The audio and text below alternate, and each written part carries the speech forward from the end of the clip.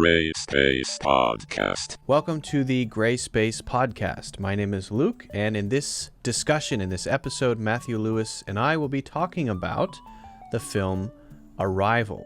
Ideas related to language, shamanism, and a bunch of other really interesting stuff. One thing I want to mention before we get into the episode, there were a few internet hiccups in the first about 20 minutes of the discussion, and for that reason I've made a couple of edits. So if anything comes across in the first 20 minutes as slightly jumpy or a little bit disjointed, it's actually better than it was before. I've tried to rectify it and make it flow smoothly. Okay, so just fair warning, but it is just the first 20 minutes, and then the rest of the conversation flows very smoothly. All right, well, let's get into the episode. I hope you enjoy it.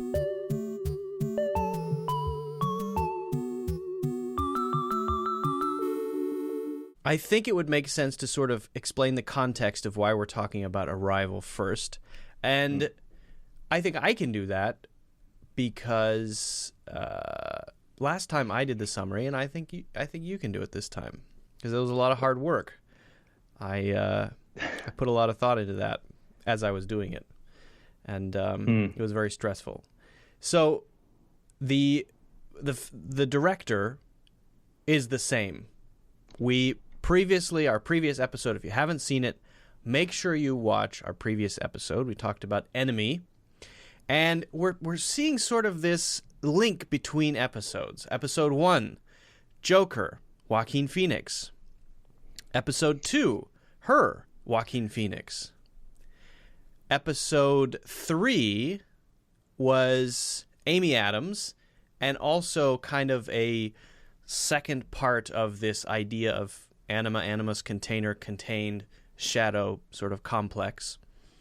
And now we've got the same director from Enemy, right? So there's a link. Yep. We're going to find some kind of link. Maybe it ends here. Who knows? I don't know.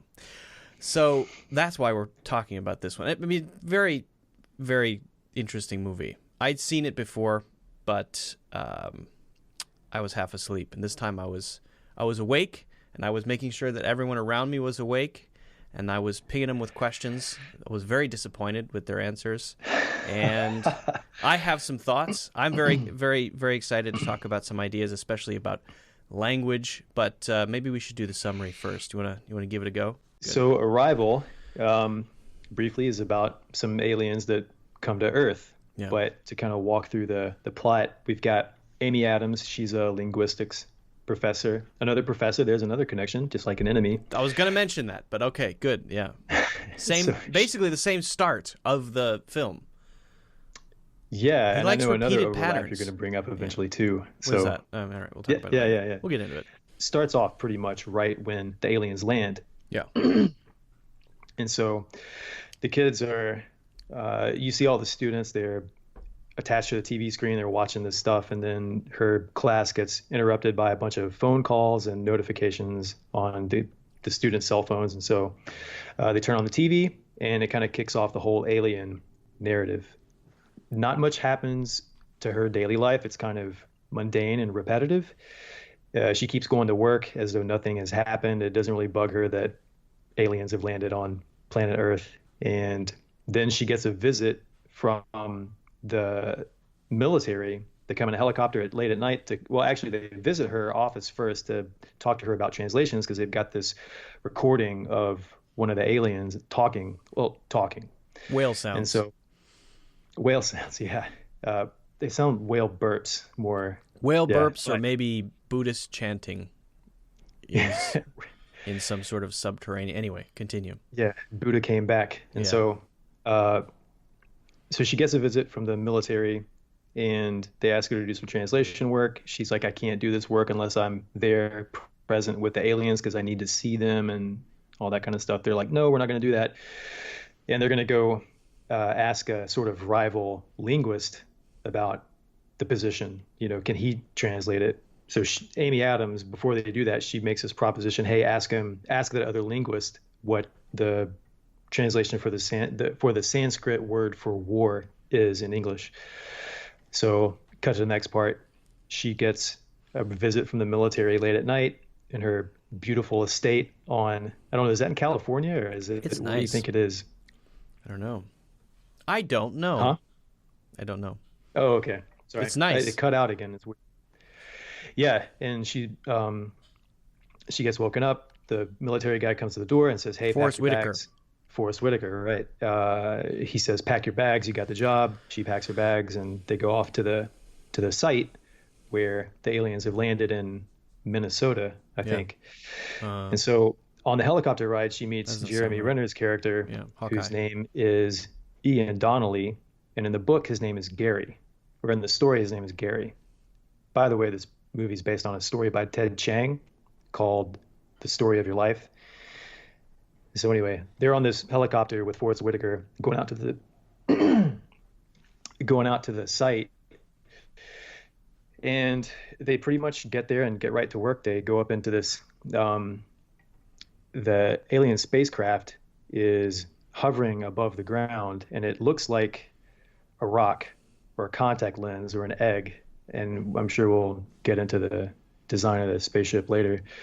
But they pretty much get right to work. They go inside of the spaceship and they ascend up into the spaceship. And there's this sort of, inside of it, there's this chamber where they have, almost looks like a movie screen between their oxygenated chamber for humans. It's 21 by 9, I think.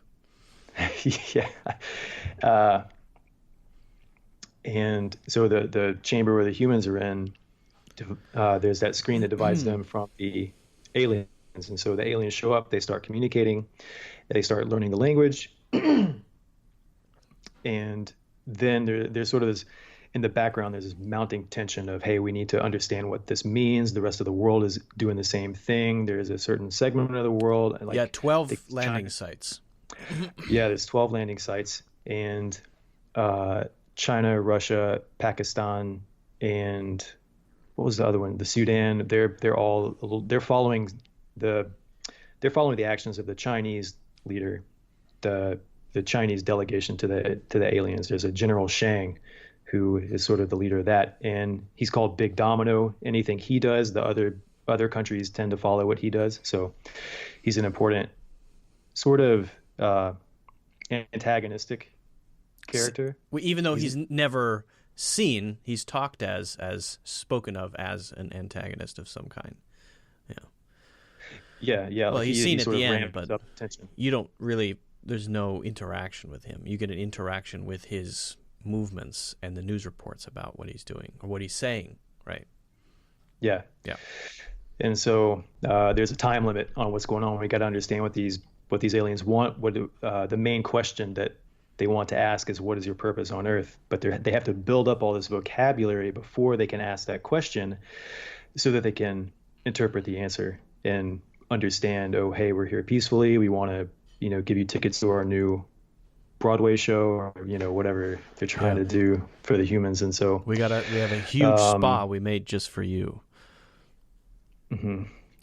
And free Baja Blast. And what happens next? So Amy Adams, the entire time, she's having these what we think of as flashbacks, and she's remembering. It's pretty easy to guess. Oh, this is my child. I'm remembering my child.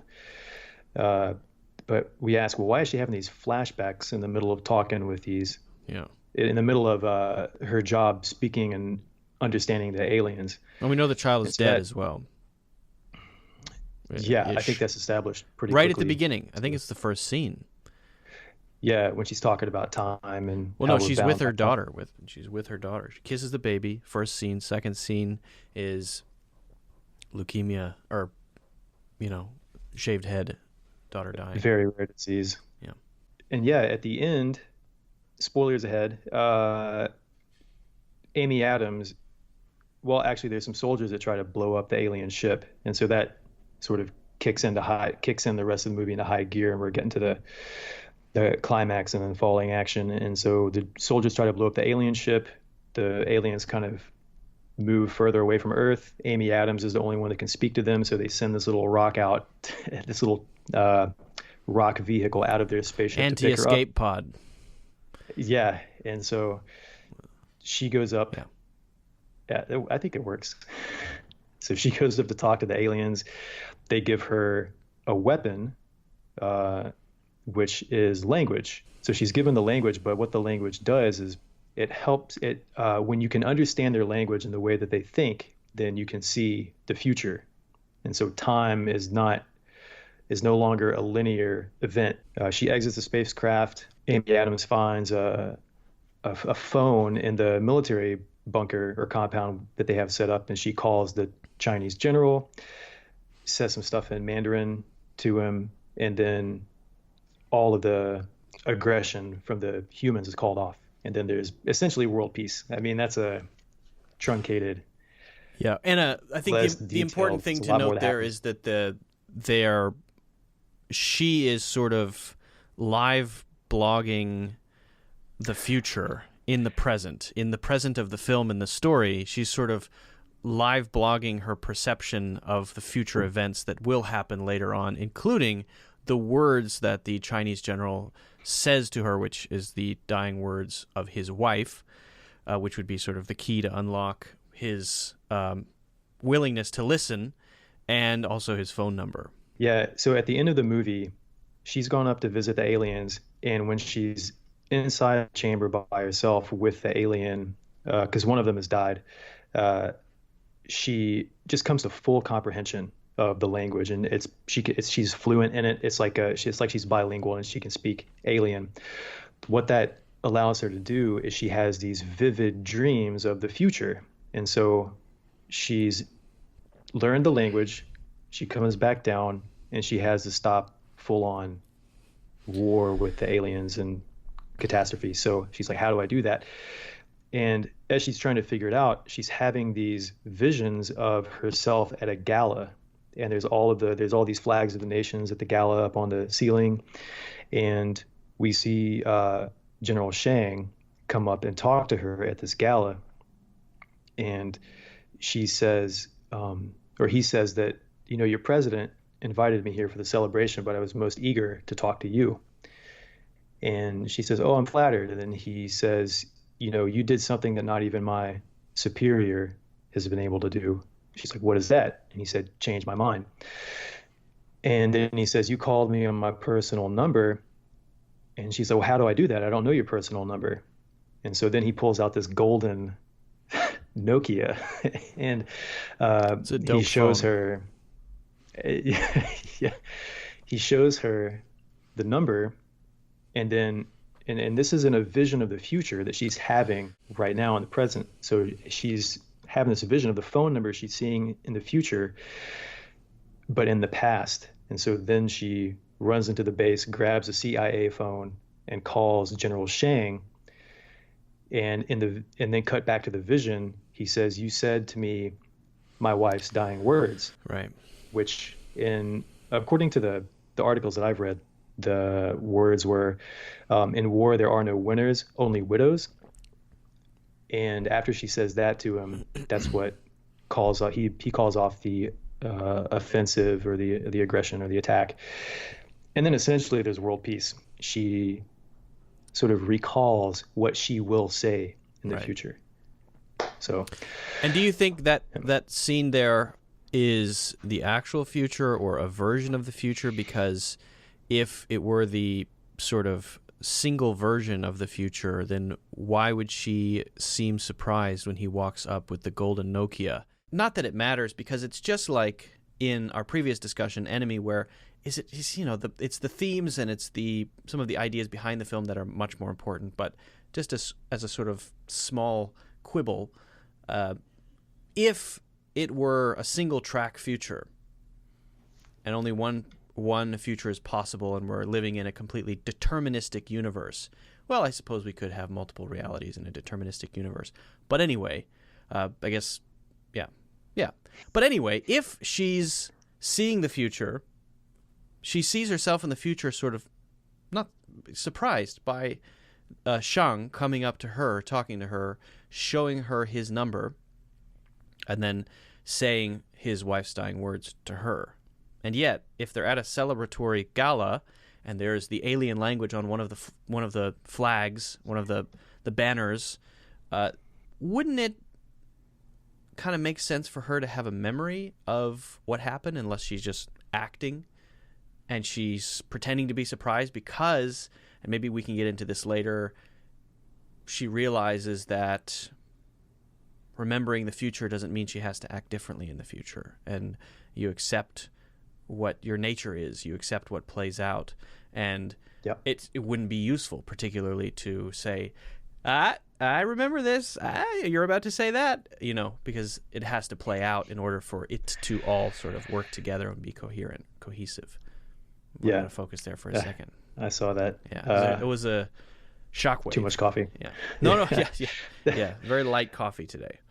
Yeah. So that would be maybe a good point to jump off and talk about the book a little bit, because in the book they actually cover that. There's sort of an internal dialogue where she's going through or sort of explaining her emotions with, okay, well, if I know the future is going to happen, then I know I'm playing a part. And in the story, there's another character who has actually learned the language as well. And so then he knows he's playing a part. And Louise and that character, they meet each other and they know that they both know the language. And so in their conversation, they know that they're spewing lines essentially, but they do it with, they're doing it as though it's real. It's very natural. And it's got, there's conviction. It's not like they're not giving a wink, wink, nod, nod, or whatever to each other. It's just, well, we don't know what it's like to live in that particular headspace, because so the premise of this language is once you learn it, you are able to sense the future. But is sensing the future or knowing things that are going to happen in the future, is that something that's going to change behavior in the future? Or is that something that's going to allow for the acceptance of the future, whereas at present, because we don't know the future, we have great anxiety about what's going to happen or what isn't going to happen. But not that it's resignation about the future, but it's just that this is sort of, I don't like to use the word destiny, but this is the genuine event that has to happen in order for my life to unfold as it should. And I guess that's kind of a Buddhist idea of both living in the moment and accepting yourself as part of a totality, including, the peaks and the troughs of the wave have to both exist, and you're one of those waveforms, in the sea of all being. But it is something that I sort of noticed and kind of picked up on. But yeah, I think we can get into that part of it later. Maybe I do want to talk more about that part. Was there anything else from the book that isn't in the film that's worth mentioning? I wrote that stuff down. Let me look at that list really quick. Gary is not a very good name. Sorry for anybody named Gary who's watching this, but geez, change your name. What's wrong with you?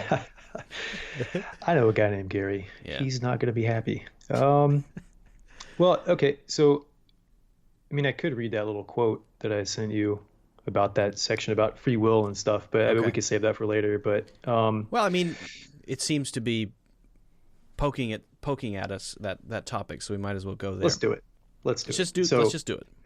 So there's a quote in the book, and it's a story. It's not very long, but I had access to it. I wanted to read it just so I could kind of fill in any gaps or understand the ideas in the movie. But one of the quotes that I sent to you that I thought was pretty good about the movie and the book and probably a conversation is, the existence of free will meant that we couldn't know the future, and we knew free will existed because we had direct experience of it. Volition was an intrinsic part of consciousness. Or was it? What if the experience of knowing the future changed a person? What if it evoked a sense of urgency, a sense of obligation to act precisely as she knew she would? So it seems like there's that, that reminded me of the Campbell idea of joyful participation in reality. So at the beginning of the film, she lives alone. She's a teacher. She's single. She even mentions later in the film that she doesn't have sort of an intimate connection with another human being.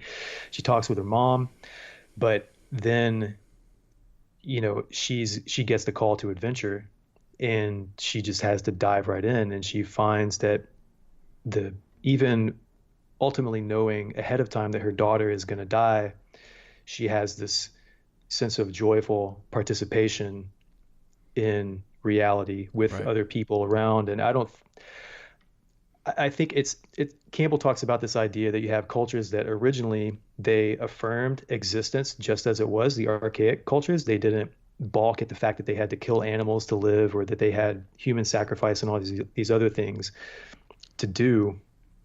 They didn't shy away from participation in life. And then you get what he calls the great reversal, where it starts, I think, with around the time of Jainism and that kind of stuff, when you get this negation of life, like the Schopenhauer idea, life is something that should not have been because everything is brutal and awful. And so that's kind of two extremes. And then you get the third option, which comes along with Zoroastrianism, where it's okay, the world is fallen or corrupt, we can renew it or revive it or correct it. So Right. she seems to sort of exist in the Jain, the Jain world resignation. Yeah, maybe Uh, the base philosophy of Jainism without any of the weird practices. yeah, no face masks and No face nudity. masks and sweeping bugs out of the way so that you don't step on them by accident. All that. Yeah. So it seems like uh, the language, when she understands that reality is exactly as it should be because of her understanding of the language, then she participates. She joins into the life and death cycle rather than trying to, or sort of being resigned from it. Right. Yeah, and that's a very Alan Wattsian idea as well. I mean, very very similar sort of. Uh, you you participate in every moment, even if you aren't emotionally attached to every moment. You're fully engaged, and you behave in every way as though this is a moment of great importance, whereas perhaps your emotional state isn't rising and falling with every up and down. So it's a way to maybe step back emotionally and maybe engage more fully in terms of the actual experience of the moment. It's sort of also that basic idea sort of also calls to mind on a more, I guess, biological level. It seems pretty clear that we don't have as much, if any, free will as we would like to think. On a relative level, absolutely, we make choices based on sort of gross level approximations of what's going on, but if the universe is deterministic as it seems to be, on an absolute level things are just playing out. And even on a conscious level, it's not that we make conscious decisions like I'm going to hit the ping pong ball back now. It's more like, and for probably more things than we'd like to admit, and I think the science on it is pretty clear, we post-rationalize the things that are decided at a deeper level. In other words, it's the unconscious that's making most of the decisions, not only for split-second decisions like jumping out of the way of a bus or hitting the ping pong ball back, but also maybe decisions about what to do in life, about whether or not to have a baby, which is one of the decisions that she has to make. Maybe Mm. if she had sort of intellectualized that she knew her daughter was going to die in the end. She was going to have this baby and it was going to get sick and it was going to die. And if you look at that sort of from a bird's eye view, you'd say, oh, well, I would obviously change my decision. But when you find yourself in the moment, when it's time to make the decision, you, on a sort of upper level consciousness sort of control room level, aren't doing anything. It's decided by your emotions and what's happening subconsciously in that moment. I actually just read an interesting quote on this in that alchemy book, which is something like, we view ourselves as working from the Oval Office. Actually, we're working from the press office. That's good. You get the idea? We're Yeah, not yeah, making yeah. executive decisions. We're just sort of post hoc after the fact saying, do you know why I did that? I'll tell you why. We're trying to rationalize everything, and it feels a lot like making Yeah. decisions, whereas more often than not, if not always, We Yeah. are deciding things before we are deciding things, if that makes sense. And so that's kind of what, it's not what this is about, but it's kind of the deterministic universe, but also the deeper self that can maybe exist in a moment or make a decision that intellectually seems illogical, seems maybe emotionally wrong, but as soon as it becomes part of your path forward, as soon as it becomes part of your destiny, for a lack of a better word, then you can't do anything else. With movies or ideas like this one, I wonder, what if that gift was given to somebody like who was gonna die a horrible death? As far like what? Well, her daughter's dying a horrible death, so is it that different? The death of a child? It's worse. I think what I mean is we experience this idea from somebody who does experience tragedy, but it's not like she doesn't really exist in a horrific situation her entire life. And so I wondered, what if, just a sort of a mental game, what if this gift the gift to see the future was given to like somebody who's in the bubonic plague, Middle Ages Europe, something right, like a kid that would be born into that situation, and then would they then sort of come away with this joyful participation kind of thing? Because that's a kind of a rub that I have with Campbell's idea, but I think I get it. But it's a little bit. I'm not so sure that happiness or satisfaction is what's supposed to come out of it. It's a little bit more difficult than that. Truth, maybe. Truth in following your path or following your bliss or whatever that is. So I get what you're saying. I think there's sort of this why would you buy a cat if you know it's going to die in 12 years? Right? Because people say that to me. I'm not going to get a cat because in 12 years it's going to die. Yes, it is. But having the cat is going to bring you fulfillment that not having the cat would have. Having the cat would have brought a sense of, I don't know about joy, fulfillment, purpose, meaning that you never would have experienced had you not got the cat. And the sadness wouldn't have been there either. That's true. But how are you going to weigh that? How are you going to balance it? I mean, people who, and I know cancer is a terrible disease and the plague is a terrible disease, and I'm sure it's, great suffering. But people do say things like, yeah, but it's my cancer. Which is a different thing than other people who have cancer. Not that people want to die. They don't. But it's a tough one. It's a tough one. It's a tough one to say that a tragedy is automatically something that would cause you to course correct. Right? Knowing about a tragedy beforehand would automatically cause you to course correct. And also, I think the movie is trying to say in this language is flipping a switch, which we can talk about when we get into the language aspect, is flipping a switch that makes that acknowledgement or awareness of the future of the future kind of incomprehensible to the way that our brains currently operate. We currently operate in a fear state because of our lack of knowledge or lack of awareness of the future and our purpose in life and what it means to maybe live in a genuine way. But if we had our brains unlocked in that way, it wouldn't be like that. Whatever we did would be the genuine path, the satisfying path, not happiness necessarily.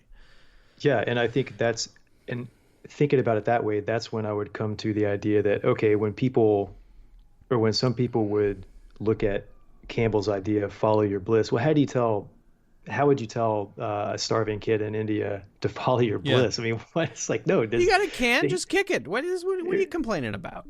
Yeah, that's a ridiculous thing to say, but I don't think that's what no. I don't think what Campbell was saying was follow your dreams. I don't think that's really. That'll be a shallow thing for Joseph Campbell to say.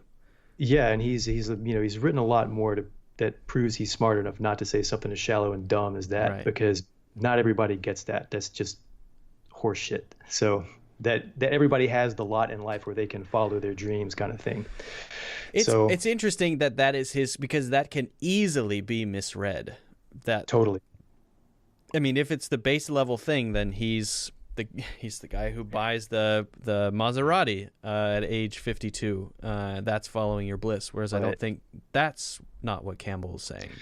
I think you hit the nail on the head, where if we could comprehend backwards and forwards completely the way that this language in the movie is supposed to do, then our perception of every single thing that happens would be radically different than how we perceive it right now. Our ideas of joy, satisfaction, life, death, fear, desire, all those things, it just seems like there would be such a radical shift that, like Terence McKenna says, the world or the universe is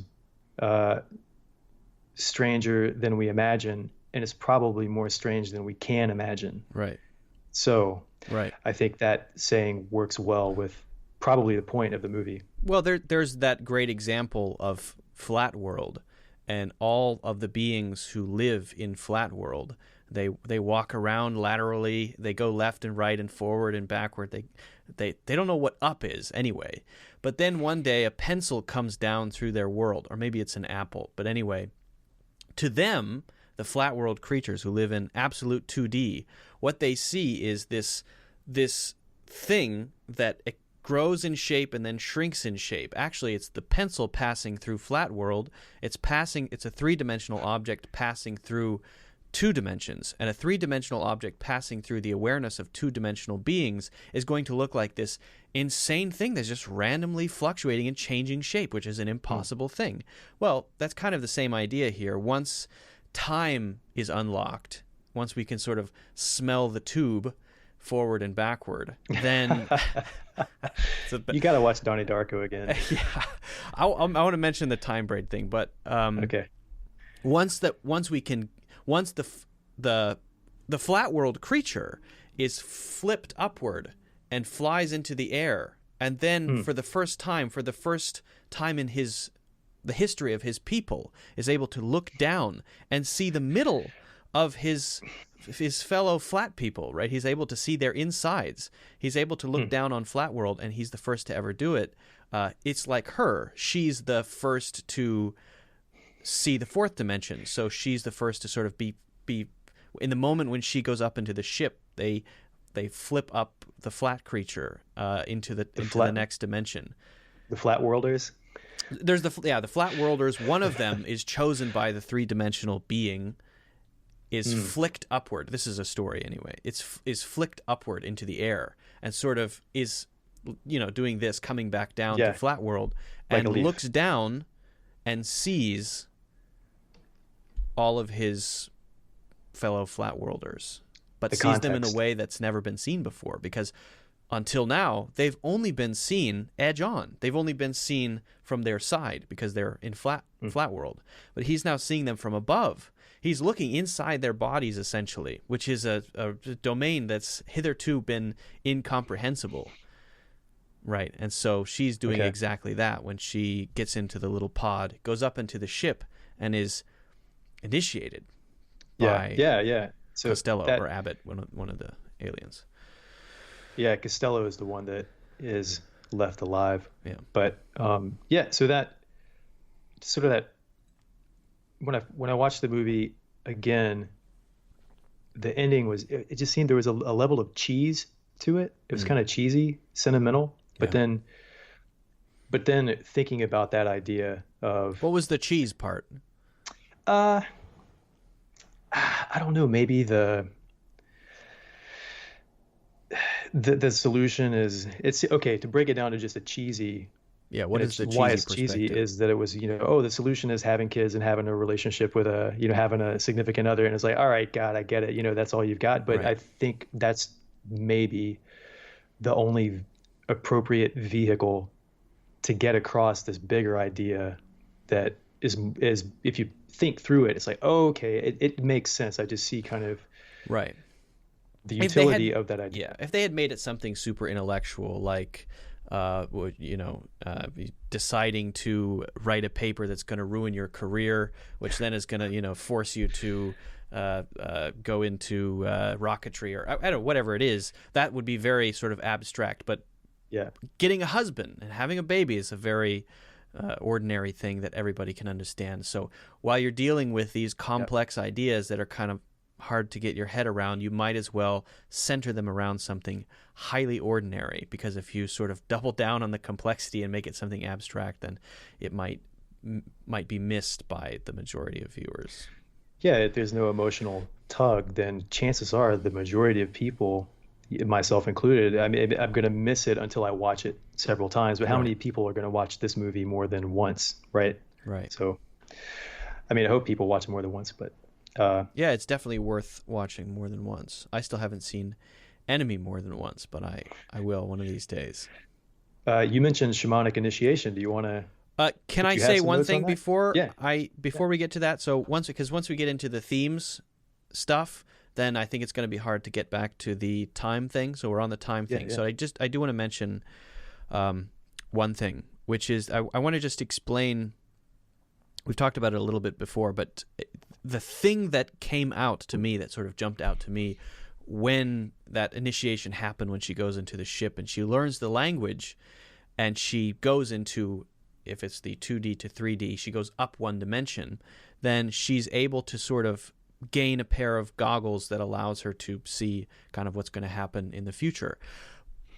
In a deterministic universe, that future is always there. It's never not there. So it's not like she sees events happening in the future. It's more like she's able to look at what happens in the object an inch ahead of where she is currently. But it's all always there, right? If the universe is completely deterministic, it's all always there. And it's this giant, complex, four-dimensional space-time time braid thing. We talked about it a little bit before, but it's the idea of every particle in your body, every cell, every atom, everything in the universe is not only moving through space, which if you look at a planet orbiting around the sun, it's not a planet orbiting around the sun. The sun is a tube moving through space, and the planet is a sort of spiral going around this tube. And because we're so complex, our cells are moving around our bodies, our hair is moving, we're being born, we're dying, atoms are coming together, they're separating, we're eating. And so it's this complex braid. And that's a different way of looking at time. But it also, if that's a way that the sort of deterministic universe is described, doesn't allow her to make a different decision. She's just being carried along. And so that includes the surprise of him walking up to her and her responding the way she does. It's all done already. That's part of the whole structure, the whole sort of complex braid structure. And so she's not allowed to experience it any other way. It's almost like, because it's already done, because there's no such thing as time outside of time, then it just is a thing that's there all the time. It's always been there, and it always will be there. That feature, that part of the landscape. So, there's the idea in Eliade talks about alchemy in the sense that human beings, what they were doing was they were these alchemists in the past, when they would look at the world around them, and specifically the material of gold, they thought that philosophically and in a material way that gold was the pinnacle of matter, that something achieving the state of gold was its sort of holiness. Not Dippin' Dots, but gold. Yeah. And they didn't know about Dippin' Dots yet. They were working towards it, though. Yeah.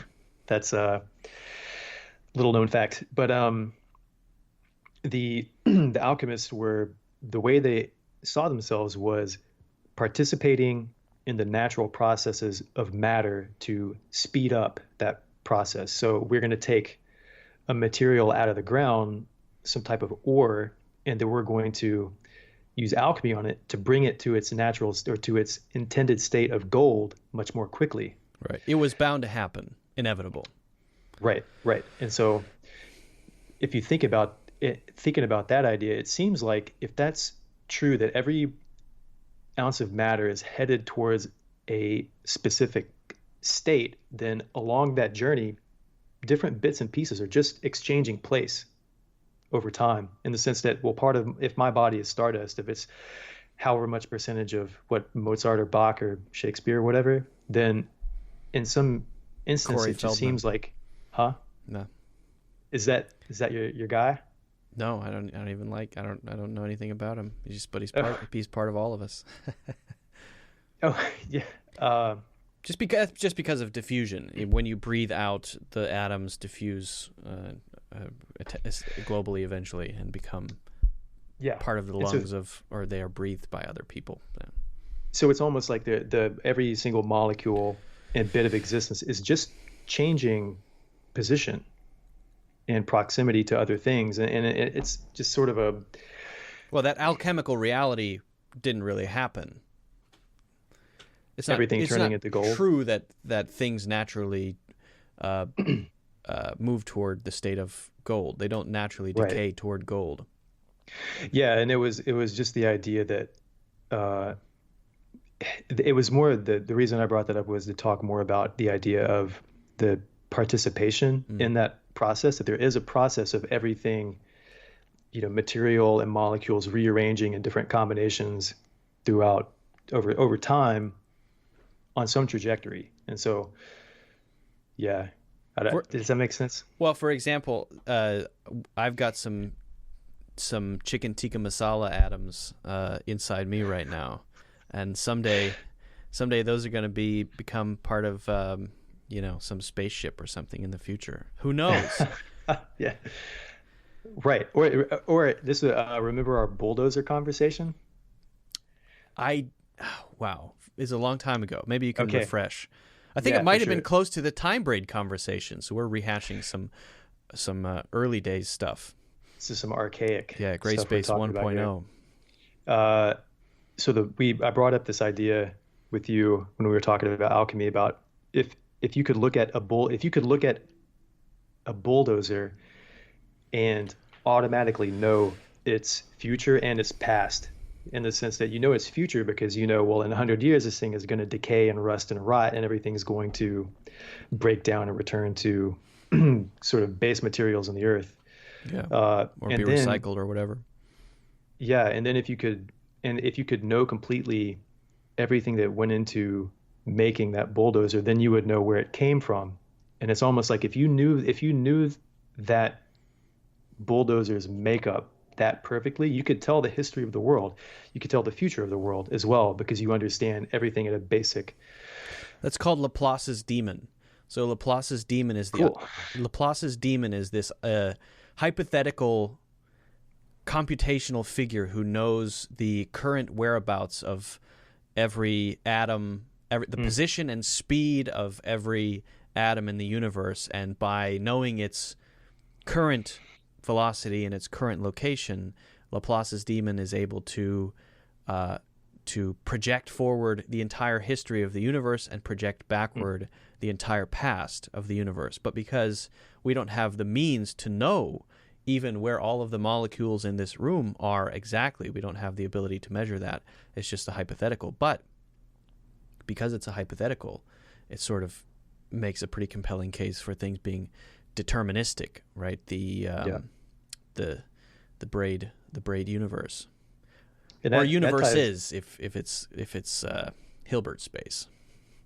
That seems to tie in well with Nietzsche's idea of the amor fati, love of fate, where he says, if you were walking on a path and a demon all of a sudden showed up in front of you, or a being all of a sudden showed up in front of you and said, you have to live your life exactly as it is over and over and over again.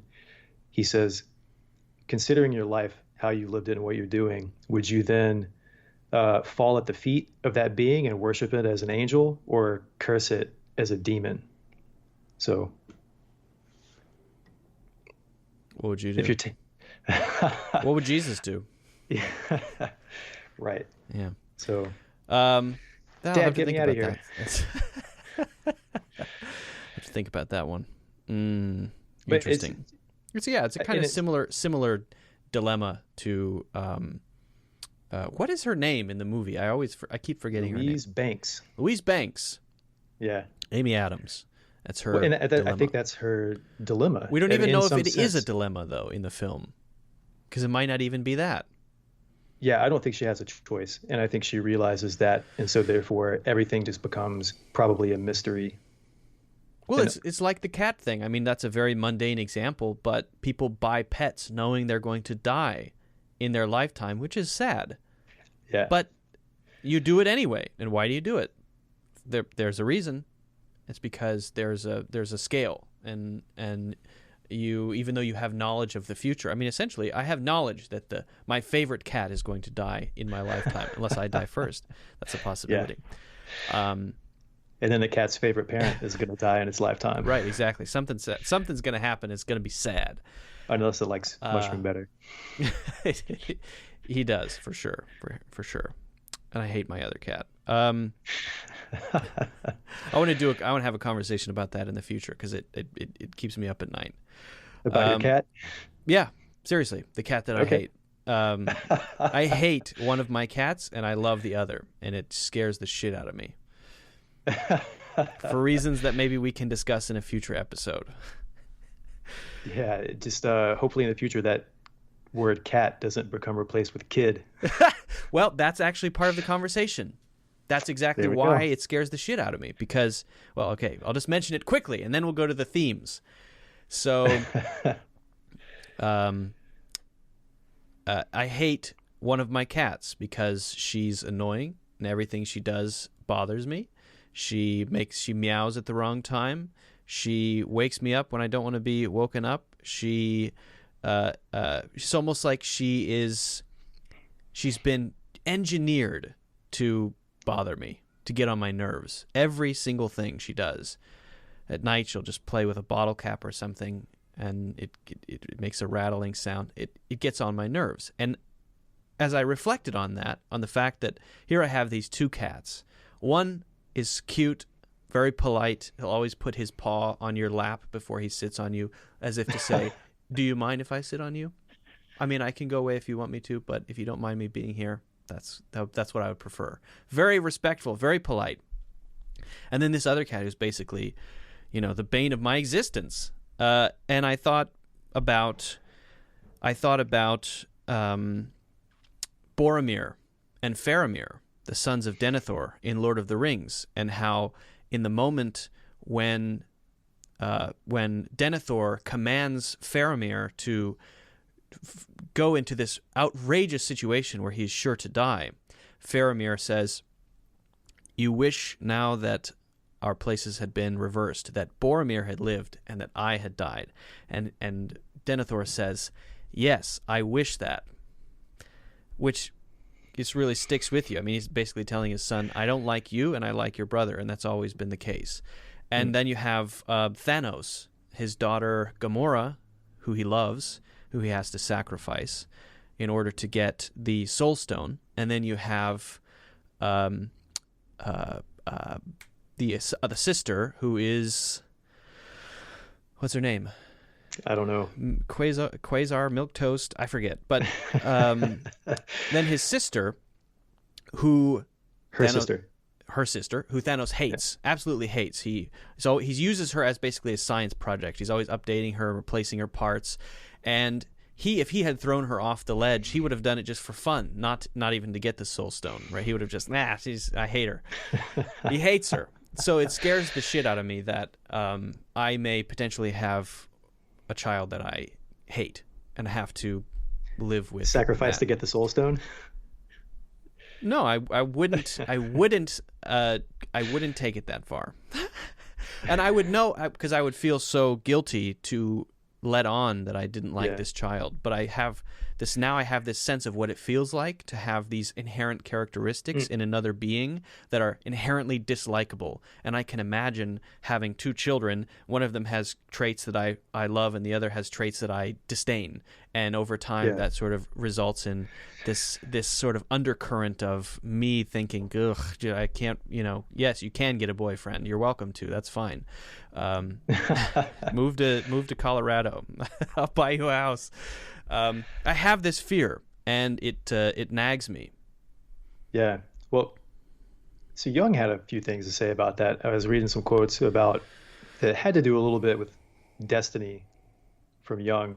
And one of the things that he said was, in some people's lives, the events that happen to them happen to them, because they could have a neuroses or a fixation or some type of gift or curse, essentially, that was started millennia ago.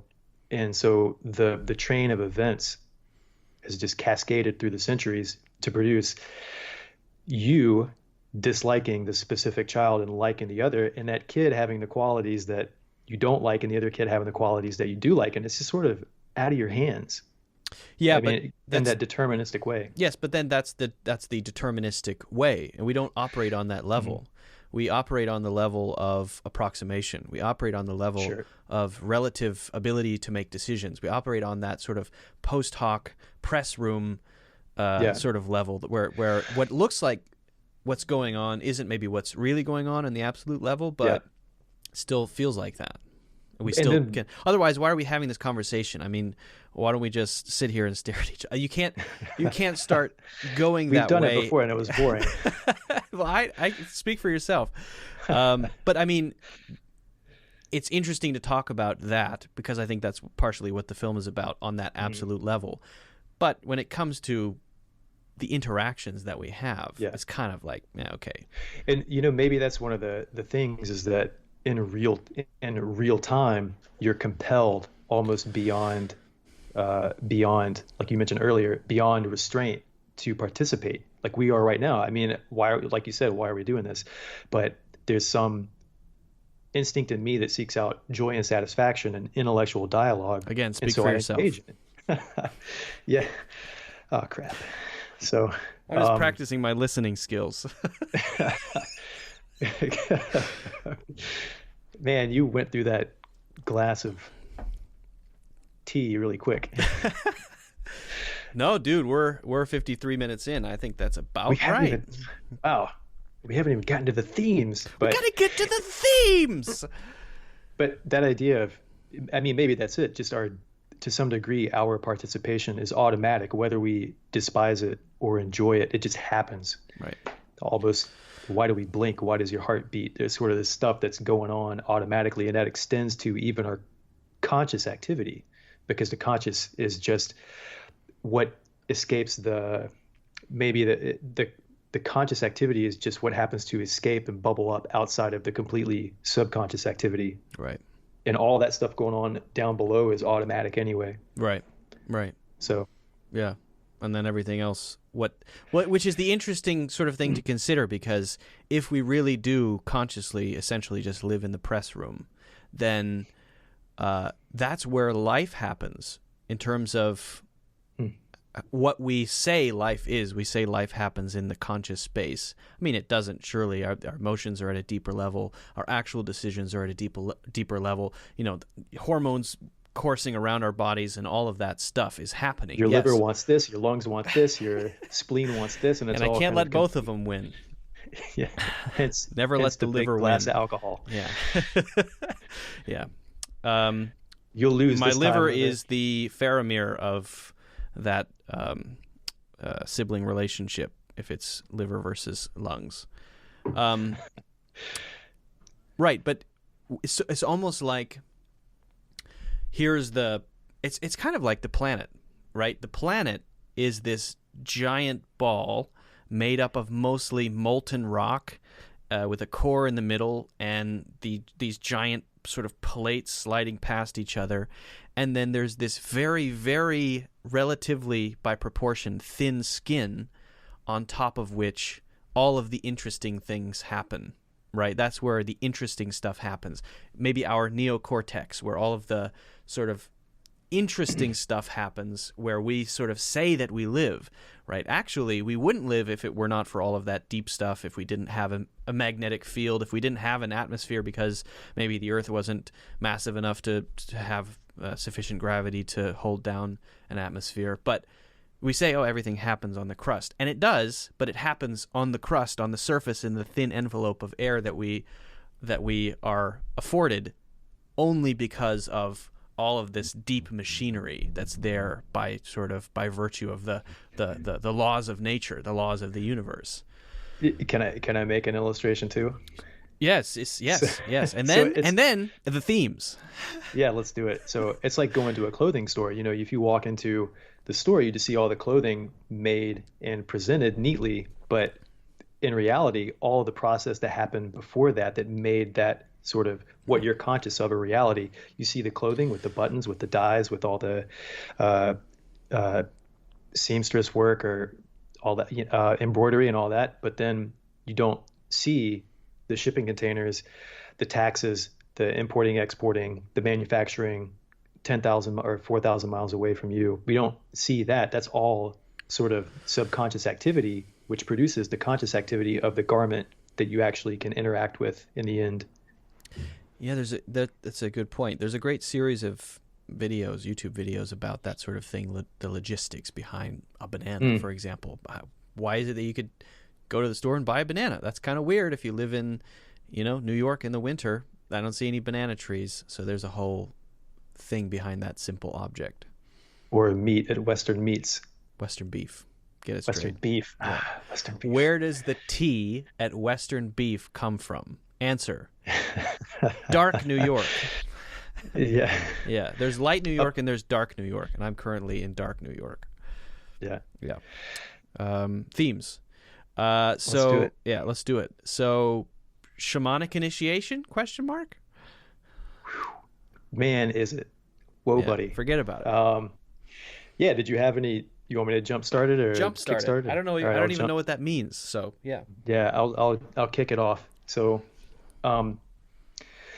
okay, actually, the whole hour of what we just talked about, we talked about this new ability, this new gift that Amy Adams, Louise Banks.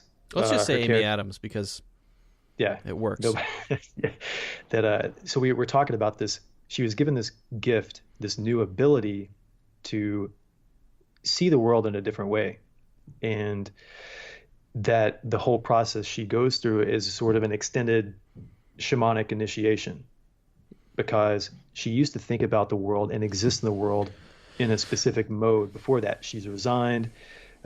She's gifted with languages. She's worked really hard at getting good at understanding them, but she's only understanding things in a linear way. And she basically,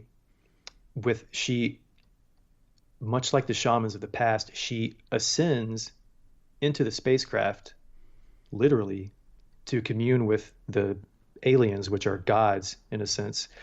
And after her communion with them and teaching, she comes back to Earth with new powers. Right.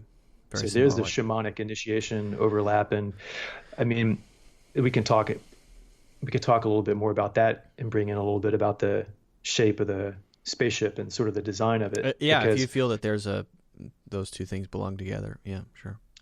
yeah, I do. So what are some other things we can see in the movie that complete the idea that this is a shamanic initiation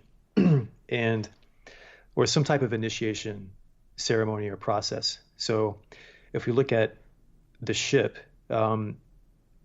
they have to. They all look identical. 12 ships. They all look the same. Yeah, they're like this obsidian stone kind of material. Not obsidian.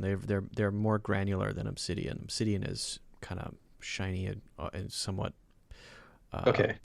It's not more totally opaque. opaque. It's not totally opaque, but it's like glass, right? This is sort of this has Granite?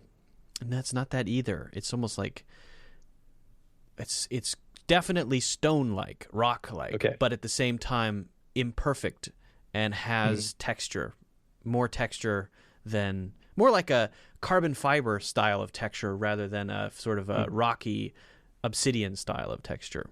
If that makes sense. Yeah, it's definitely has one thing I thought is if this thing were flying through space, then it would be smooth as glass. But when they're touching it, it's not. It has a little bit more of a rock feel to it. But when you see it actually travel, it just sort of dissolves. It doesn't really shoot off like the Millennium Falcon or the Starship Enterprise.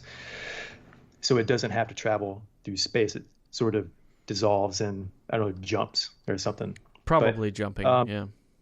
Warping So- space. It seems like with the design of the spaceship in connection with the idea of initiation is there's two things going on. In the past, you had do you remember reading about the ziggurats in primitive mythology? So in the ziggurat structure, you've all of these ancient cultures I built smoked these. a ziggurat this morning. No. And now you're drinking. It's a downward slide. So with the ziggurat, you basically got this four-cornered pyramid type of structure, and then at the top, you've got this little pinnacle. And the idea is that the priests in these cultures that built these ziggurats that look like pyramids, they would more steppy ascend. though, right? Yeah, they're not smooth like a pyramid, but they were stepped. They were precursors to pyramids, right? They were in Mesopotamia. Yeah, earliest Mesopotamia, civilizations. Fertile Crescent, and then if you think of the pyramids in, say, Central and South America with the stepped kind of stuff, like in the fountain. Yeah, it's more of that idea. You ascend to that meeting house to commune with the gods, because that point is the meeting point between heaven and earth. And so that's sort of the ascension idea. But then we also have the idea of descent or a dissension in the sense that in France and northern Spain, you had these initiation caves that the young people would go through, and they would go into this space to have some sort of receiving of knowledge, this change in their psyche, and then they would re-emerge from the cave changed. All right, through a narrow passageway, just like a birth, just like a rebirth. Yeah. So here we have Amy Adams ascending to commune with the gods to gain new powers, like in a shamanic initiation. And then in another sense, we have her descending into a cave to receive new knowledge. So we have this sort of marriage of ideas and illustration of the idea of initiation. And also it looks like a birth canal, essentially. Sort of the design of the ship, they have to go through this long hallway, right, and then they enter the cavern like a womb. So they're re-entering the womb to have a second birth, kind of like a rebirth to come out new. With a light at the end of the tunnel, either side. Yeah. The caves in France. Lascaux and Dordogne. Yeah, I think, yeah. Dordogne and Lascaux, right? In Masks of God. Is Altamira in Spain. Yeah.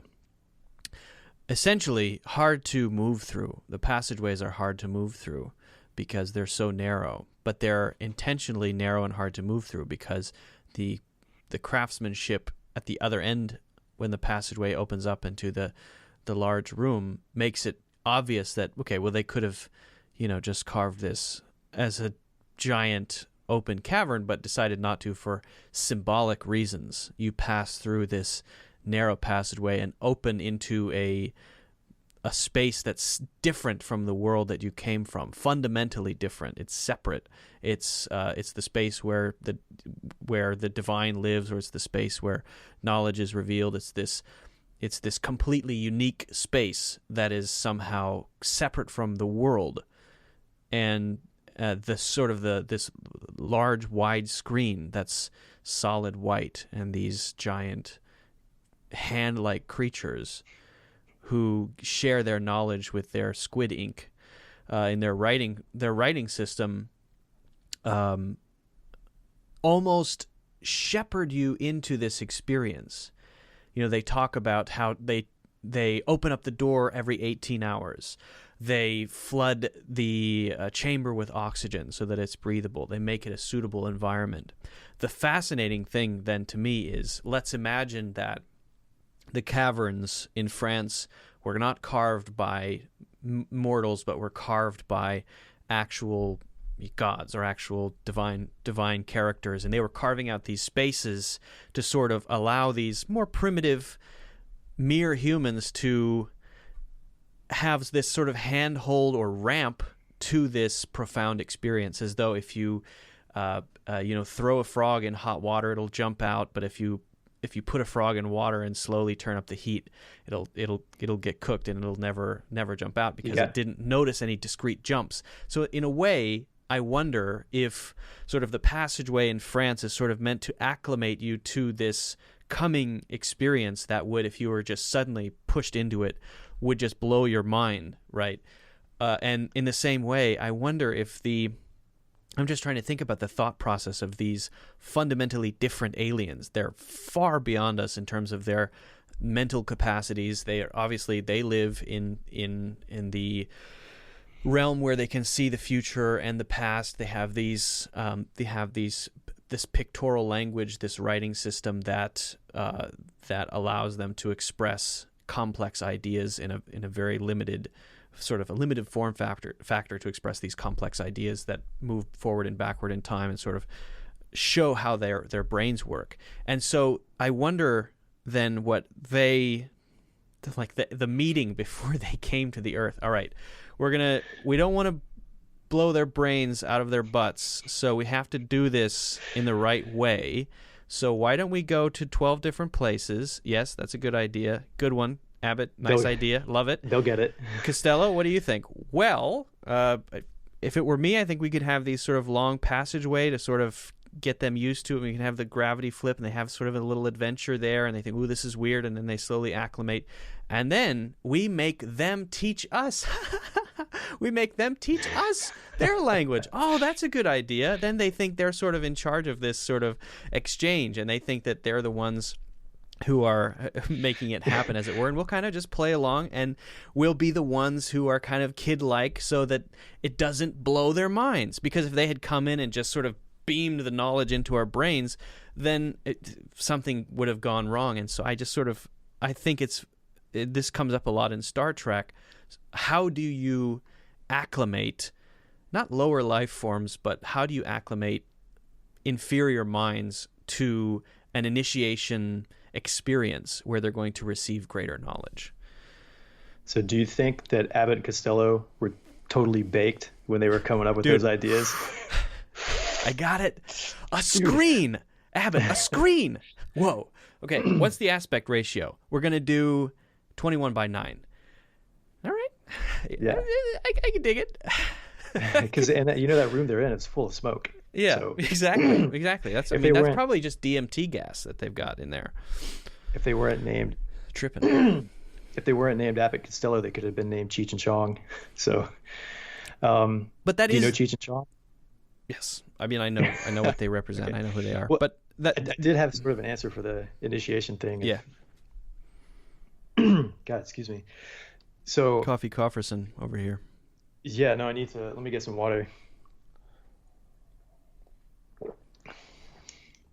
Perfect synchronization. Yeah. So if you think about any ritual, there's a lot of pomp and circumstance going on, because in a ritual, there's a level of you're preparing your mind, like taking communion at church. I mean, that's one that, I can relate to, having grown up in church. And so there's a whole process before it where you're sort of getting into the mindset for that ritual. And then you have priests or pastors or whatever, they come out and they're dressed a certain way for that ritual. And that happens. I mean, you can pick a festival, a culture anywhere in the world, and kind of see the same thing where people are spending time preparing their minds to participate in this ritual, which can sometimes include masks, costumes, different types of robes and garments. So in the movie, what happens? We've got that period of preparing to go have this religious experience, because they're even putting on priestly garments, in a sense of they're putting on hazmat suits in preparation to deal with this great knowledge or great presence they're about to interact with. Because their idea was, okay, we don't know if the power or if the biology or microbiology in that chamber is going to eat us alive. So we have to prepare to interact with this. Right. I see what you're doing. I see what you're saying there. But I think I was looking at it from another angle. I was looking at it from the angle of Abbott and Costello, or the aliens who have come here to share something with us, that you have to have a bedrock of maybe mental readiness before the knowledge can be passed on. So they have to go through the process of, for example, the Chinese teaching them Mahjong. They learn that as a way for the aliens to initiate the humans. It's not the humans who are initiating the aliens so that the aliens can share whatever they want to share. That's not what's happening. The aliens are allowing the humans to teach them something, to sort of allow them to reach more of an equilibrium state where they feel kind of comfortable. Okay, it's our daily routine. We go into the big room and we try to communicate with them. All right, we're at sort of level 1 now. Let's bump it up a level, and that allows them to sort of slowly acclimate to, even when they do share that knowledge with her, they send the pod down and they grab her. It just about I don't know if it kills her or it causes a nervous breakdown, but it's almost too much for her to take. And she's the only one among all the sites that was able to receive the knowledge, right? And so I think it's more like them acclimating us rather than us acclimating. I think there's something else going on with the hazmat suits. It's more of they say in the movie, when you have a hammer, everything looks like a nail. Well, when you're a human who's from Western civilization, everything looks like a colonizer, because that's what you do. And so that's what it must be. So hazmat suits, caution, instead of taking risks. And notice that the thing that finally allows for success is the giant risk. The caution, the care, everything is sort of, we have to have these suits. We have to maybe try to guess what's going on with the other nations. People are sort of losing their minds with paranoia and nervousness. And it's the two acts of stupid craziness that actually result in steps forward. The first being when she first takes off her hazmat suit and is like, fuck it. And then the second time when they send the pod down to her, because they have that rapport, right? Yeah. And I just wanted to draw the parallels between religious sort of, we're talking about initiation and that kind of stuff, and gods and human beings. And it seems like there's a parallel with like putting on the garments. And speaking of putting on the garments, and it seems like, in a sense, they're also knights. They have pages that help them get dressed, to put on their armor to go do a deed, and then when they come back from doing the knightly deeds, they have pages that kind of help them take it off, which then ties into the idea of Parzival and the two things you just mentioned, the two deeds that she does bravely to make progress happen. So in the story of Parzival, when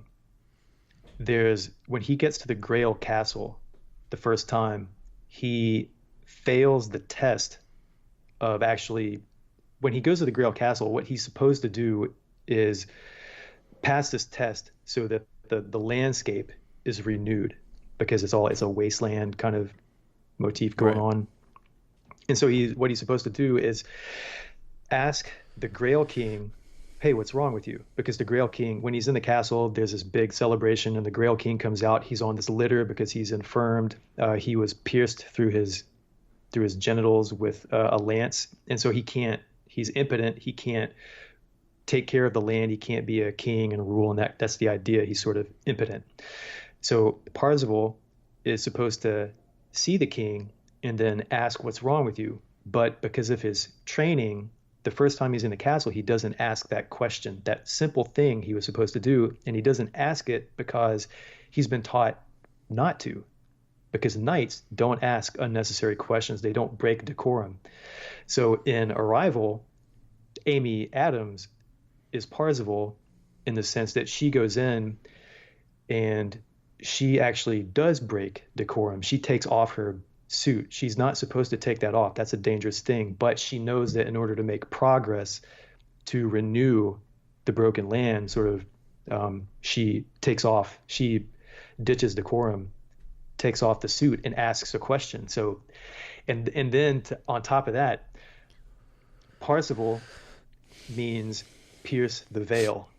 All right. And so what does Amy Adams do? She pierces the veil, and that veil is that screen that's between her and the aliens, between her and gaining that knowledge. And because she's brave, she pierces the veil and she gets the universal language as a reward. And then she comes out and renews the land, unifies the planet essentially with the universal language. Also kind of the classic hero's journey. She has to be the one to break from the status quo and bring something back from it. So the status quo is this military base, which it looks little and tiny compared to this giant ship that's sort of over the landscape, this tiny little base where these little humans are trying to protect themselves from the possible dangers that might be in the ship, that could be, and of course precautions are good, but it's the status quo. Again, going back to this book I'm reading now called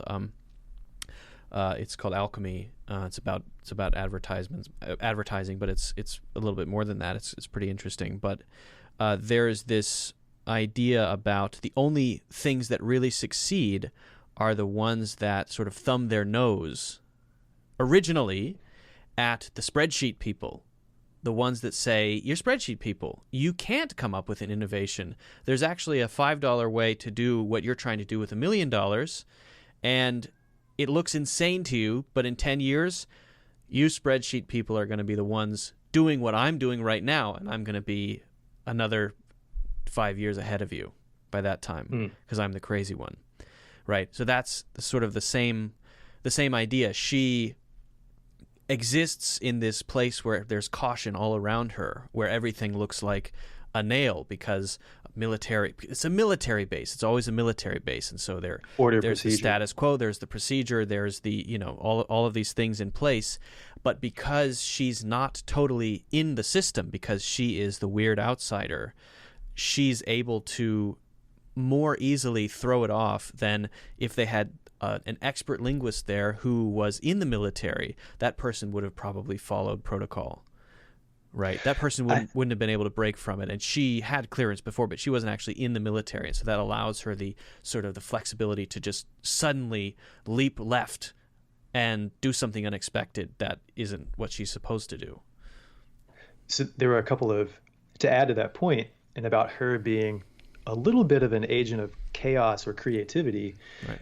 So we've got the idea of the military as hierarchy and structure and order and conservative progress, and then she is a little bit more chaotic because she doesn't do things according to procedure. She's always having these cool new ideas about how to talk with the aliens and learn and establish connections. And it seems like on the one hand you've got this that again sort of the masculine hierarchy, kind of like we talked about in True Detective, the masculine hierarchy, civilization, consciousness, known universe, and then as an antithesis to create progress, you've got the more chaotic, flat but interconnected approach, which is her, because she looks at languages not as a hierarchy, but she looks at them. I mean, I'm sure she understands hierarchies in language, but she sees more of interconnectedness amongst people. I mean, that's her job, is to translate, help people understand one another. So there's sort of this flat interconnectedness rather than as opposed to the hierarchy of the military. And I think that also comes through with when she asks Weber to ask Danvers, at the other linguist they were going to hire, ask him what the Sanskrit word for war means. And when the military guy comes back, he asks her, what does it mean? And she says that it means a desire for more cows. But the other guy has said it means an act of aggression. So there seems like this, her answer feels more interconnected. It feels more like there's an exchange. And the other one, there's a greater depth. There's a more universal meaning under it, maybe. Yeah. And you have to connect. If you're going to achieve a desire, it seems like there's a level of, I just got the sense that her ideas were more attached to the scheme of interconnectedness, right? Whereas as opposed to the hierarchy and top-down structure of the military and the other linguists, because his was an act of war. Okay, military aggression, defense, but a hierarchy. I liked the way that the military was portrayed in this movie because the people that she interacts with directly seem to they're just genuinely concerned humans who happen to be employed by the military, except for the soldiers that happen to be watching the equivalent of Fox News, essentially, right? Right. But like Weber, the boss, he's like a genuinely concerned. Yeah, Forrest Whitaker's character, you like him. He's a fantastic representative. He's even keeled. He's thoughtful. He's and concerned at the same time, but and measured. So Yeah, that's versus, actually what I was going to bring up. Yeah, versus what? Versus other portrayals where we only see the military portrayed as an like an aggressive defensive role. I mean, even in the movie, they mentioned that some of the soldiers don't even have guns in one of the news clips, and so the military in this instance is used not in a combat role. Well, We're allowed to think of it outside of the idea of only combat.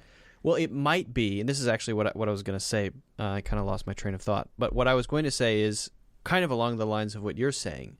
There's this very interesting character who holds the nature of the military at bay. The stereotypical portrayals of these sorts of situations are you have gung-ho military, very monolithic, guns pointed at the ship, and then you have this single person who's in the military, but is in a way creating a bubble within which Amy Adams can operate.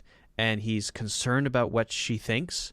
He goes with her ideas. He doesn't try to force things down her throat. At the same time, he represents the interests of the military and what has to happen and what protocols need to be followed. And so he's able to walk this perfect line between total order and chaos, where he seems to have a deep appreciation for her creativity, her ability to, this is why they went with her originally, right? Her ability to come up with ideas that maybe nobody else could come up with in this situation. He gets that and he understands that at a deep level, but at the same time, he's not her advisor in the university. He is trained in the military. So this guy is, I think, a very interesting character. Yeah, I wondered if they named him Weber intentionally after the philosopher Max Weber, which the last name is German. It's just pronounced differently, because his philosophy, it's where we get the term Puritan work ethic. And he had this criticism of Catholic and Calvinist Lutheran doctrine versus, Calvinist and Catholic doctrine versus, just Catholic versus Protestant doctrine, because he thought it's kind of like how maybe now we grossly characterize Europe versus the United States. Like it's even in some way, but some people think that people don't want to work or do anything in Europe. There's this laziness about Europe, and there's this sort of they get 2 months of vacation a year. What's up with that? Right. I don't know why I did a Southern accent. No offense. Yeah. So, hey, I resemble that remark. But it's that I wondered if there was an intentional use of Weber. Maybe it's not, but it just seemed to, if he's a representative of sort of this ordered, hierarchical, work-oriented structure versus something a little bit like more flat versus top down. Can you explain what you mean by flat? I don't think everyone listening will understand that. Sure. So if you think some companies do this where they have I think it's called a heliocentric model of, I think Valve, the video game company Valve does this. They do have a top-down structure, but they have more, it's like pockets of teams that interact with one another rather than you've got the CEO and you've got the CFO below that, CTO below that, and then you've got managers and people that answer to higher ups, like a military structure. Rigid hierarchy, right. Yeah, versus something that's a little bit more, everybody wears different hats and makes important decisions. Right. So, functionally more like a startup than a major traditional corporation. Yeah, which Amy Adams would represent the startup, the more European Flexible approach, because it's more interconnected, more of a flat structure versus a Weber representing the Protestant American hierarchical structure. But does so with a deep understanding of the other side. Oh yeah, no, right. I mean that's like the marriage of opposites. It's a match made in heaven. Yeah. He's a character I thought was going to just be sort of a two-dimensional figure, as sort of just saying words to make plot points move, but he turned out to be much more than that, and that's one of the things that really popped out. And he's got that Maine accent, or that Northeast accent. Mm-hmm. Did you notice that? You never know who Forrest Whitaker's looking at. Yeah. I was also going to mention just one point on the military structure and that sort of way of thinking. That show that I watched recently, Stargate, is kind of an old show, but there's a theme that runs throughout the show. It's very, I think, honest, and I think it's meant to be sort of a critique of the colonial mentality. But there's always an act of trust, because they always encounter these aliens from other cultures, new cultures, new aliens, or they have previously breached the trust of this one bad person, for example, and then they finally regain their trust. Mm. The cause of conflict is constantly, always, a preemptive action on the assumption that the other side has broken the trust first, which they haven't. So, for example, there's this evil character, but he's only evil because they did something bad to him, so they have this back and forth sort of revenge situation. Finally, they come to a truce, and they say, okay, we're going to let you live on this planet with your people. We're going to leave everybody alone. Don't worry. They put them on the planet, and then they bomb them and kill them. And this leads to this leads to their destruction. And so it's this same sort of hammer and nail sort of thing where it's the fear of the other tribe that causes most of the problems. It's the General Shang before he changes his mind. It's the most of the countries following him. It's maybe the American military, once they see that all the other countries are turning off their screens and disconnecting and going dark, that we better go dark too. There's an assumption that the other side will break the truce or break the trust first, and so we'd better do it before they do it, before we do it, before they do it. And so it's just this sort of hopefully negative aspect of human nature that is meant to be portrayed as a thing to be transcended by these new beings who learn this language and can kind of see the future and say, okay, actually, this could turn out just fine. Now that we learn this language, we might be able to sort of get a glimpse of the future. And as a species, because the aliens took the time to distribute themselves around the world, as a species, we kind of might get along now a little bit. 12 of them bringing this message of rejuvenation, hope, redemption, salvation, right? Right. So let's jump into those motifs, because there is a sort of what a lot of people would recognize as a Christ motif. Yeah. I mean, I think you're talking about 12 eggs. You're talking about the disciples. Okay. Let's get into that. 12 eggs? 12 eggs, yeah. Okay. Enlighten me. No, I don't know why I said that. All right, let's talk about about the 12 disciples, which is what you're talking about, right? Yeah. So why did they write in this movie that there would be 12 of these ships? In the book, there's, I think, 9 ships orbiting the Earth, and there's hundreds of these looking glasses, what they call looking glasses, that drop into different points on the planet. And then different scientists from around the world go to the looking glass, and they What do they see in the looking glass? It's basically like a conference call with the aliens on the ships up above that are orbiting, and they just kind of like what happens in the movie, but it's different. It's more. Are they also septopods? They're heptapods, yeah. Heptapods, yeah. What are septopods? Yeah, they're heptapods, and there's even alien fruit talked about in the story, and it's pretty different, but the heart of it is still there. There's a lot that I think I like about the movie that's aesthetically more pleasing, right. But I think the point of the movie is expanded upon in the book, because that's where the movie came from. But so you've got these 12 eggs, and they're all bringing this message of salvation and hope and unification and redemption, right? So there's your 12 disciples bringing the message of salvation to the planet. And the ship is suspended between heaven and earth, kind of like Christ was suspended between heaven and earth when he was crucified. So there's that sacrifice redemption motif going on. Another biblical motif is that Jacob's ladder.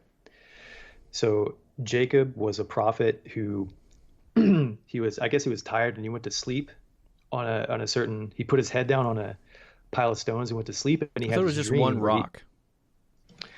maybe it was. Might be just the kid's book I had. Yeah, stone or stones. He puts his head down, he goes to sleep, he has this dream, and he sees this ladder between heaven and earth, and there's Right. angels going up and down. What do we have in the movie? We have these scientists going up and down a ladder, kind of like a shamanic initiation or whatever, Forklift. a forklift, and Not they're quite as communicating. romantic. They're communicating with heaven or communicating with the gods. They're going up and coming back, receiving information. So Jacob's Ladder is another one. And then the other one was the Tower of Babel motif, which, if you think about it, in the story of the Tower of Babel, because humans were prideful, they were trying to build this tower to heaven to storm heaven. And so they couldn't, because they were prideful and God didn't like it, he he zaps the tower, and then he confuses their tongues, or he confuses their language so that everybody speaks a different language. So what do we have in Arrival? It's like Tower of Babel Part 2, the redemption. So it's the opposite. They sort of go into a tower to heaven, and their languages are unified as a result of this tower. The Discord is unified by the language that they learn, as opposed to having one language that is dispersed into many. It is many languages unified into one. Yeah. Yeah, that's an interesting motif. That, I think, that comes through pretty clearly. I mean, that's kind of the not necessarily the Tower of Babel part, but just the the aliens are teaching the world how to be a unified people, sort of. That sort of hits you over the head. That's not one of the subtler points of the film. That's a little obvious, but I think framing it as the Tower of Babel makes it interesting, and making it about language rather than something cheesier is also, I think, really interesting, and goes to the sort of why she's a linguist, and also the question posed by one of the guys there. I can't remember who it is. I think it's the guy who has the satellite phone at the end. He's the guy I forget his name, but he's the one who poses the question. Isn't he the one who poses the question, is the cornerstone of civilization science or language? Who poses that question? That was Ian Donnelly, the guy, the mathematician. He poses the question? Yeah. Okay. Well, he then answers the question. I thought a third person posed the question, and then he answered science, and then they're on the helicopter. Right. Yeah. And that's at the beginning when they're meeting each other. Right. I just forget who posed the question, because I remember he answered the question, science is the cornerstone. And then obviously that sets up this story of how we're going to learn that, in fact, language is the cornerstone of civilization. Yeah. I think when they get on the helicopter at night, when Amy Adams gets on there, Ian Donnelly, or Jeremy Renner's character, is sitting down and he's reading her book. And so when they start to talk to each other, he reads a passage, like the introduction of the book. And then he says, yeah, this is great, even if it's wrong. And then he says, oh, mathematics or science. That's right. It's her quote that he reads. He reads that. I remember that now. Okay. Yeah, like language is the first thing drawn in a conflict. Yes, framed as a cornerstone of civilization. First weapon drawn in a conflict. Yeah, and then the cornerstone of civilization stuff. So maybe we can get into some of the language stuff and talk about, if you're okay with that, language as a technology. Obviously, it's presented as a technology here because language is the thing that sort of flips the switch, unlocks the brain to perceive a new reality that's always been there, that the aliens can perceive, and presumably, obviously, the humans of 3,000 years in the future, referenced by the aliens, the reason that they're here to help us, already have access to. I mean, clearly they wouldn't have been able to probably, well, if they got it in the past, then presumably they would still have it. So there's some depiction, there's some sort of message that language itself is one of the greatest technologies we have. And So maybe it's more interesting to me because I'm an English teacher and I like learning about languages. Not that I'm necessarily a language expert and that I speak a lot of languages, but it's interesting to learn about language as an innovation and language as a kind of technology. People like Terence McKenna and Chomsky talk about it as it's really interesting the way that it has to be.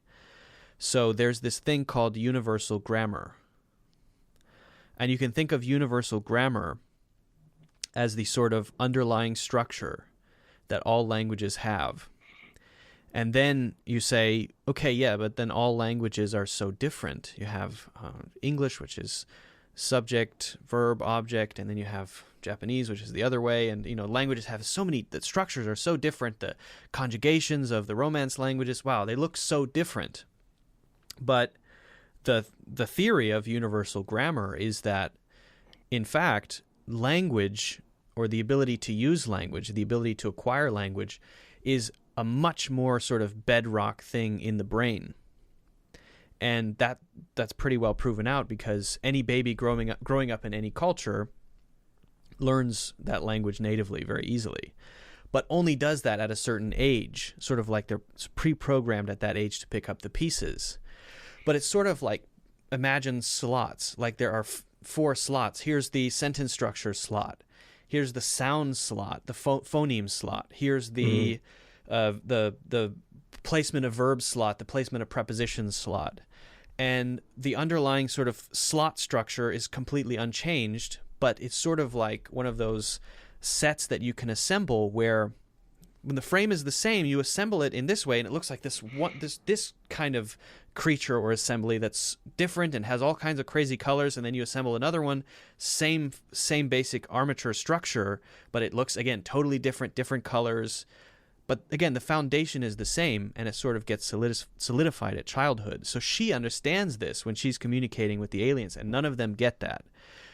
They sort of, I don't even know if they're confident that she can achieve communication, but she wants to establish some basic things. She wants to figure out, she knows that they can communicate and they have language, because if they didn't have language, they wouldn't be here, because they wouldn't have been able to create civilization that would allow them to have technology that would allow them to travel through space. So they must have language. And then the question is that sort of fundamental structure of language, the universal grammar, is it universal as in the universe, or is it universal as in earthbound, meat creatures? So I think she's trying to establish if this is universal as in universal, and it clearly is. And what she does to do that is something that I did with my nephew during Thanksgiving, because he is in the process. He's 15 months old or something like that. So he's learning things, but he's not able to speak a lot. But he's learning the basic colors. And so he was able to point at something that's green and say green, and point at something that's red and say red, and point at something that's blue and say blue. But he wasn't able to, if you showed him something yellow, he wasn't able to say yellow. He didn't get yellow as a concept. So I sort of made it my mission during this 5 days that I was with him to teach him the word yellow. And it was very sort of interesting that at the same time as I was trying to do this, teach him the word yellow, that we watched this movie. Denis Villeneuve would appreciate you teaching him yellow so he can watch his movies later and appreciate that color. It's the same exact thing that she does with Abbott and Costello. So what she does to distinguish,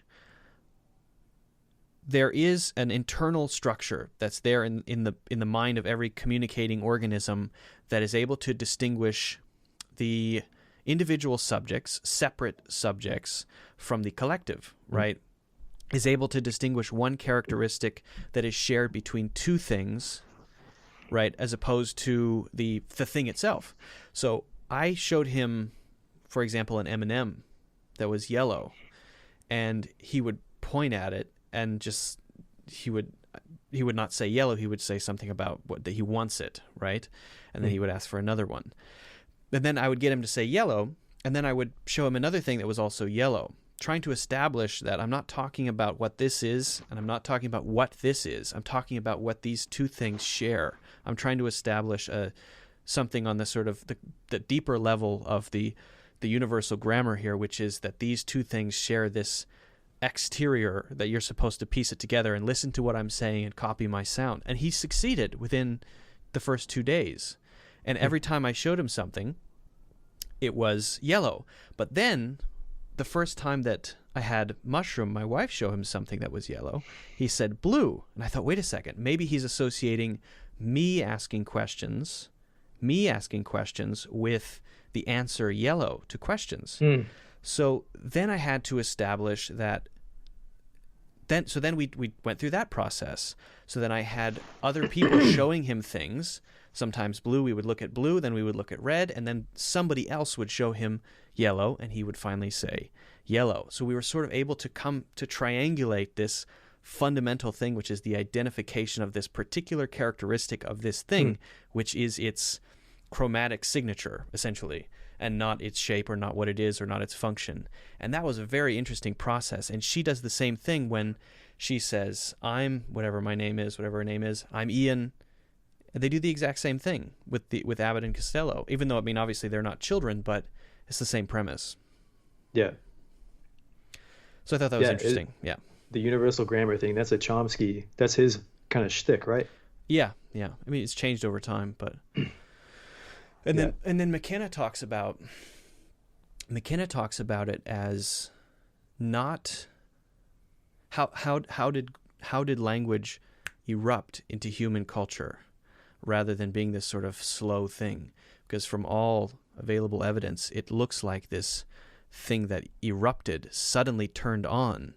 So how do you get that? How do you build up this component of language, the ability to use language, in this component? How does each of these evolve? But then it's a sudden thing. Well, how does that happen? So it's actually that the structures are all there, and it's more like the structures are all there doing different functions, and a switch is flipped. Somebody on mushrooms or something starts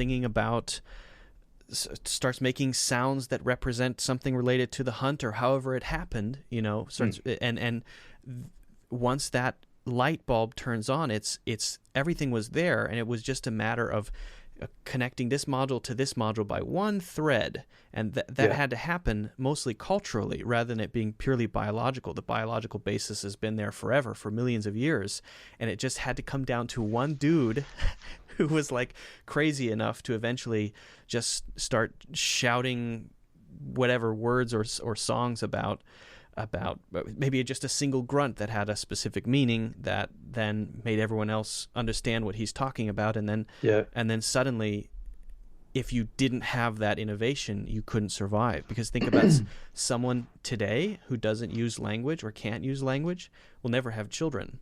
So as soon as you have that switch flipped, it's like in the movie, the switch is flipped and you can now perceive time in this way. Once that innovation happens, if you don't have that, if you can't get on that wave and sort of grab that meme, then you can't procreate anymore. I think that's the idea. Wait, if you don't jump on the language train, think about someone today who can't use language, or just hypothetically imagine a person with no ability to speak or write.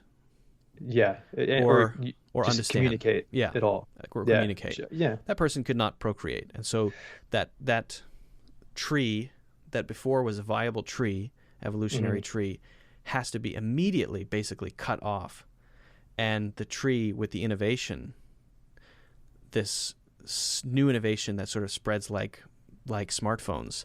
If you don't use a smartphone in your job, or you don't use a computer in your job, and you insist on doing everything by hand in a book, in a ledger, I mean, you're going to be fired. You can't make it. It's the same exact thing, right? So it's not like language evolved in an evolutionary process.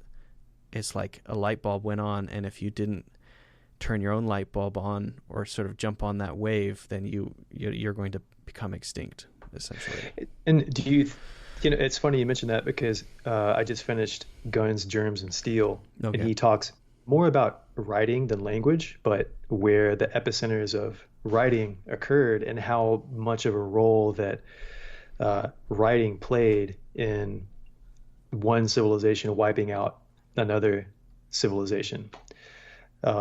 Because what writing helped to do was get people thinking on the same wavelength, because that was information that didn't change and it was standardized. I'm just turning the heat on.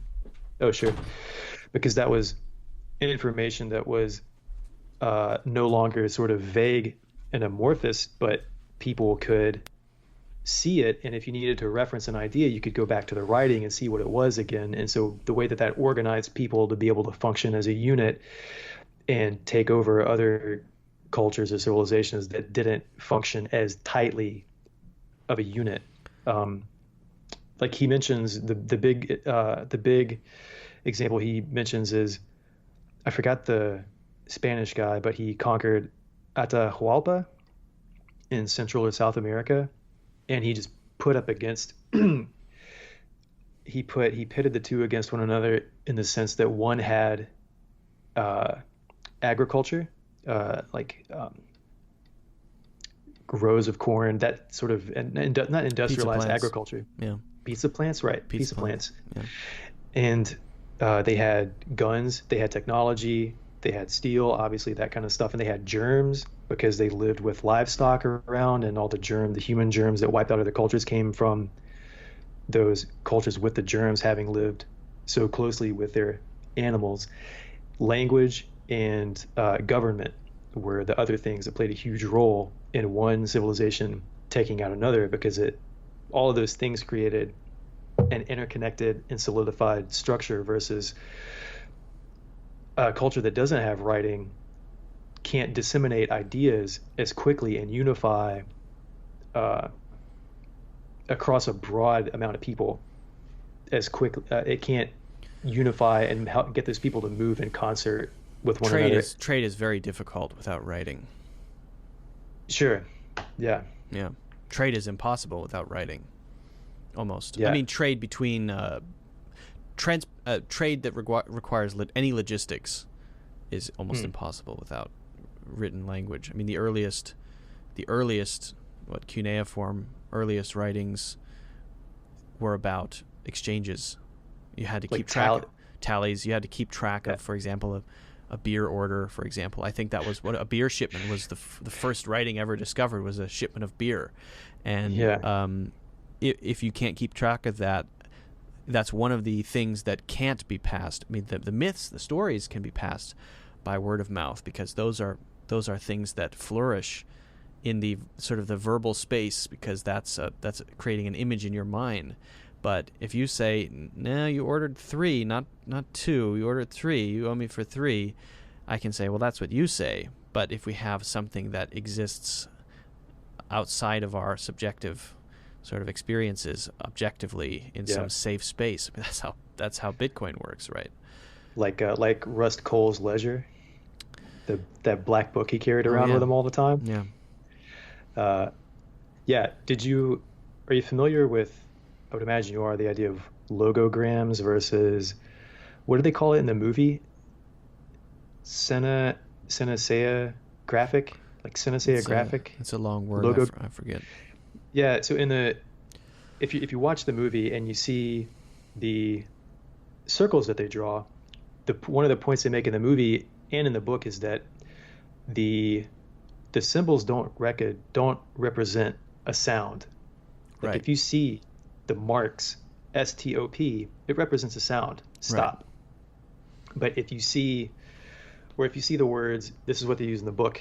If you see the word no trespassing, you read it and it says no trespassing. But if you only see the circle with a strike through it, that you know what it means, but that doesn't have a sound associated with it. But it has an idea associated with it. Representational, but not nothing has to be pronounced or said. Yeah. Right. And so in the book, the things that the aliens draw are that they don't represent a sound, they represent an idea. And in the book, they're way more complex than just this circle. And in the story, when Louise Banks, Amy Adams' character from the story, starts to draw it out, she realizes that it looks more like a mosaic, or like Islamic Arabic writing, sort of the graphic design from that part of the world. Right. And she realized that when she started drawing, like, say, a mark here to represent a word, she was going to come back to it later, and her marks would weave into one another. And as she's writing, one mark would morph into meaning something else, into meaning something else. But when it was all done and contained, it represented this complex thought that stood outside of time, or didn't have to be constrained by time. It's interesting how, though, that actually does shape the way that people's brains work. I mean, the language itself does have an effect on how you think, and that's true in Chinese. In Chinese, there are characters that are, I mean, they still have a pronunciation, but in Chinese there are characters that they have so many pieces, right? There's so many radicals inside of the character that you say the sound, but it's not the energy or the information content of the sound is far more than the information content of saying, like, ouch, which is a simple, it can represent a situation and it represents an emotion, but it can't represent, for example, maybe a reference to an ancient story that was that's in some old text in the Tao or whatever, you know what I mean? Like, one character can tell you all that information. You see it with your eyes, and it has a sound, but there's a different imbalance, or there's a different balance. Maybe in English, for example. I mean, an English book, Harry Potter is this thick in English and is this thick in Chinese, because like the word 是 in Chinese has tons of different meanings depending on the characters. So the sound is just a sound that represents the character, and it's contextual. But if you look at the individual character, yes, it is a sound, but the balance is different from English, whereas we have to use letters to make the sounds, and the sounds make the meaning. It's mostly the meaning, and oh yes, we have to have a sound for it too, because otherwise we can't speak it. Does that make sense? So the balance is a little bit different. Yeah, Jared Diamond in Guns, Germs, and Steel, he breaks down the different types of, like, logograms, phonemes, and all that kind of stuff. I wish I'd reread that section, but it's pretty lengthy and just didn't have time. It's really interesting stuff. I wonder what you make of then their sounds, the aliens' sounds, because they have vocalizations. Yeah. I thought they were saying Om. I thought they were saying Om. Sounds like that. Sounds like a bunch of Buddhists chanting Om. Yeah. Well, they make a point to say that what they say has nothing to do with what they write. Right. That's a key realization they made in the film. Yeah, it's funny. In the book, the aliens are different. They look different. They still have the 7 feet, but they have 7 eyeballs around a radial body, and then they have what she thinks is a mouth kind of underneath them, and then maybe an anus on the top. So they have a mouth or an opening on the top, an orifice up there, and then below them as well. And when they move, they just kind of more glide everywhere. Right. So I told you about that book I read about I think it's called, what is it called? The Octopus? Other Minds is what it's called. And I sent you the video of that octopus dreaming, and it was color changing. So the octopi, they don't change color only to signal simple emotions. They will sit by themselves and change color dynamically, as if to sort of have random thoughts and daydreams and night dreams, and don't only express single meanings to each other in that way, but can sort of, I think I heard Terence McKenna say this, so I can't take credit for it, they're clothed in their meaning. Yeah, that's cool. They're clothed that's in cool their idea. meaning. Instead of us having these bottlenecks of, okay, we have to first make these specific sounds, and that's obviously a bandwidth issue, because my ability to make specific sounds requires me to put those sounds together in a certain way, and that requires that to pass through this sort of narrow neck in my brain that then has to go into my mouth, and then that depends on you being able to hear it correctly and process it correctly. Very low bandwidth communication. But if we were just sort of, if our meaning was just sort of color changing and we were just kind of looking at each other, then our conversation would have been over an hour and a half ago, probably. It's just interesting to consider that language is not specifically sounds, but for us, it is in a lot of ways. And then our videos would be half as boring as they are in reality. That'd be cool if we could just do a color change podcast. Yeah. Wasn't that how that was also the key sort of the opposite realization when sorry for interrupting you. Go ahead. The opposite realization. Go ahead. The opposite realization when they were discovering I can't remember the guy's name who first translated ancient Egyptian. They were trying to translate it from Champollion, maybe Champollion. He's a French guy. Anyway, they couldn't translate it. They couldn't figure it out. So why do they just keep talking about eyes and the birds and snakes? Why are they always talking about birds and snakes? Right? These people are obsessed with snakes. But then they found the was it the Rosetta Stone or the I think they found somebody that could speak it. They found somebody who could recognize the written language. They found a stone that had 3 languages on it, and that stone Linear B something. Well, one of them I think was written in Greek or something like that. Okay. And they were able to identify things like cartouches, which represented names, and they were able to realize, okay, these are just letters which are phonetic. They represent phonemes.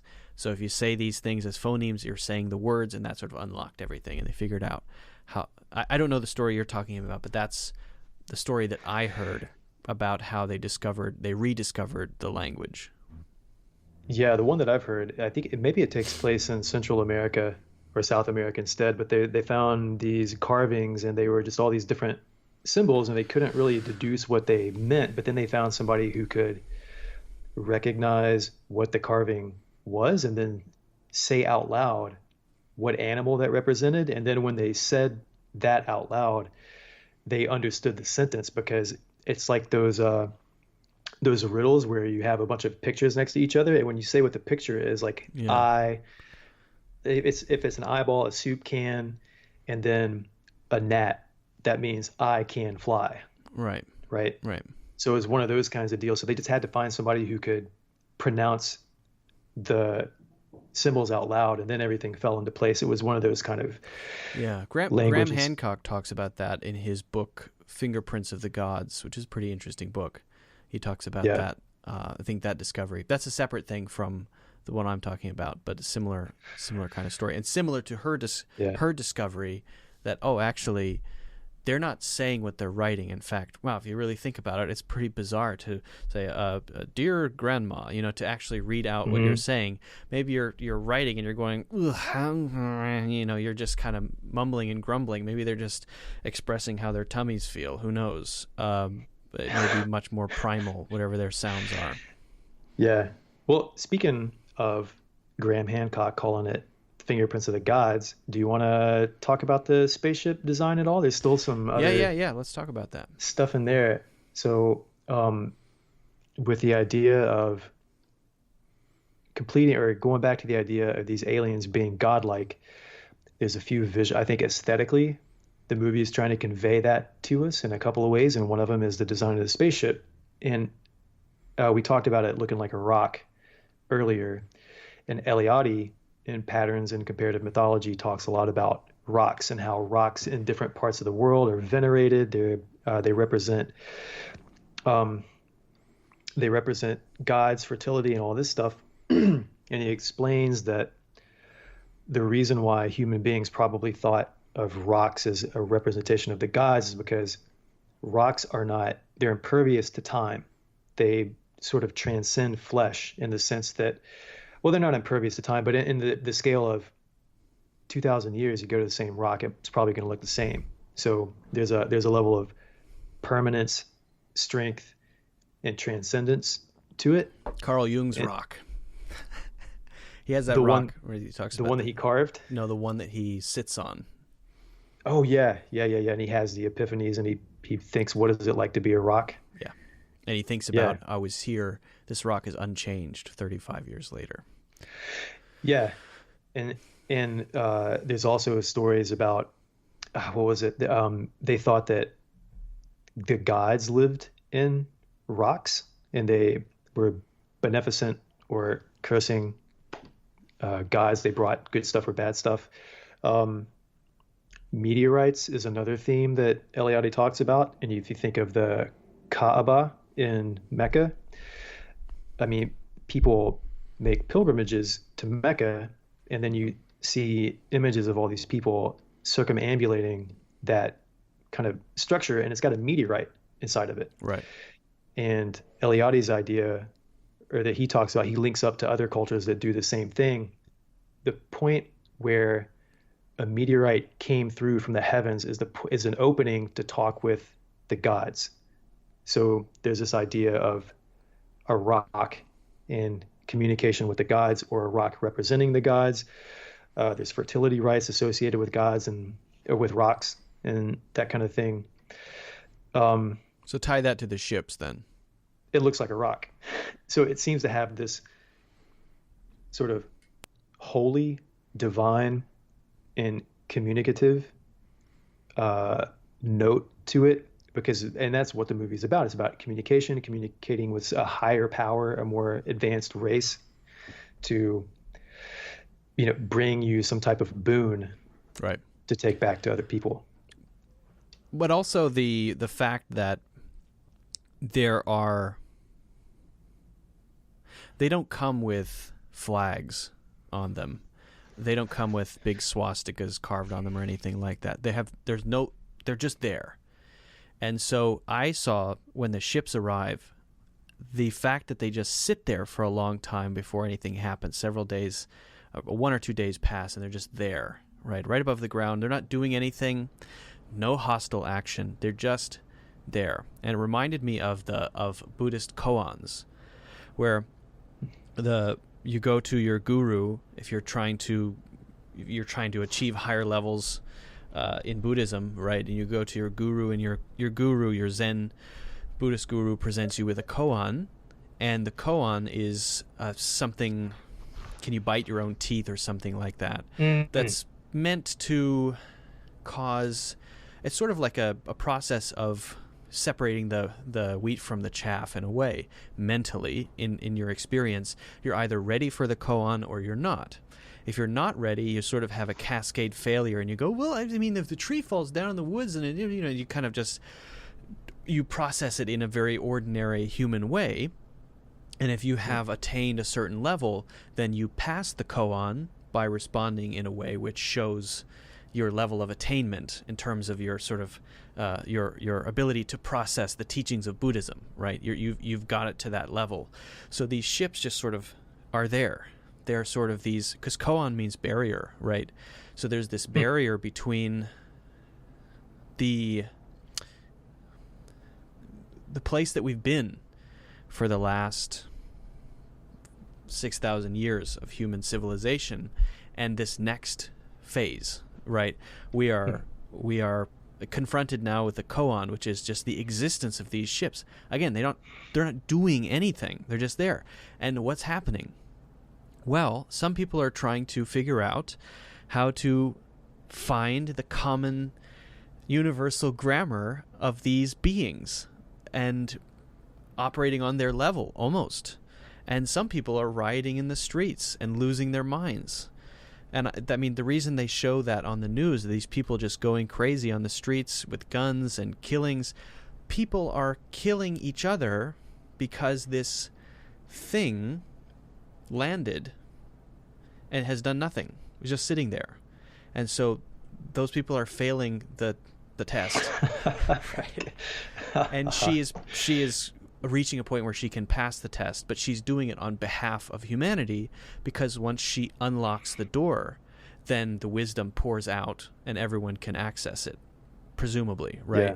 So she and maybe Ian are doing it together. They're the ones who are able to transcend the koan, understand its deeper meaning, and they are the sort of the wheat, and the rest are the chaff. Not in a sort of I'm better than you sense, but they're at the sort of level, the readiness, mental readiness, emotional readiness to move to the next stage of our evolution. So that's how I kind of saw it.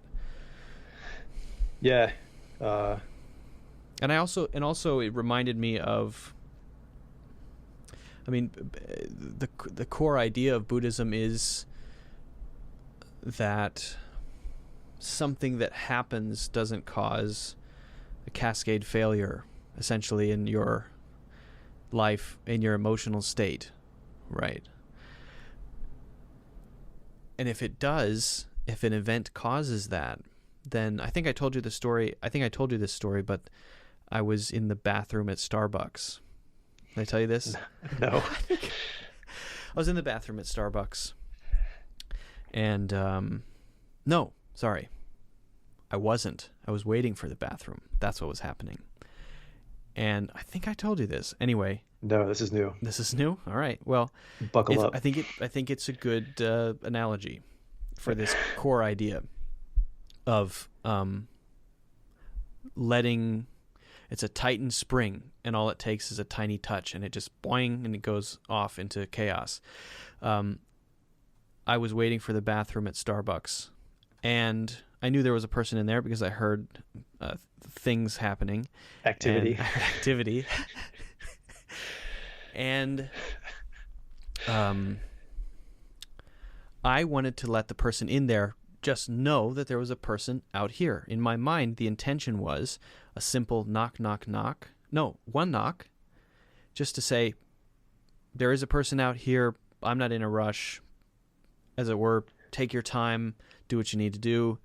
Let things cool down, but there is a person waiting. And there was no patience in my heart, right?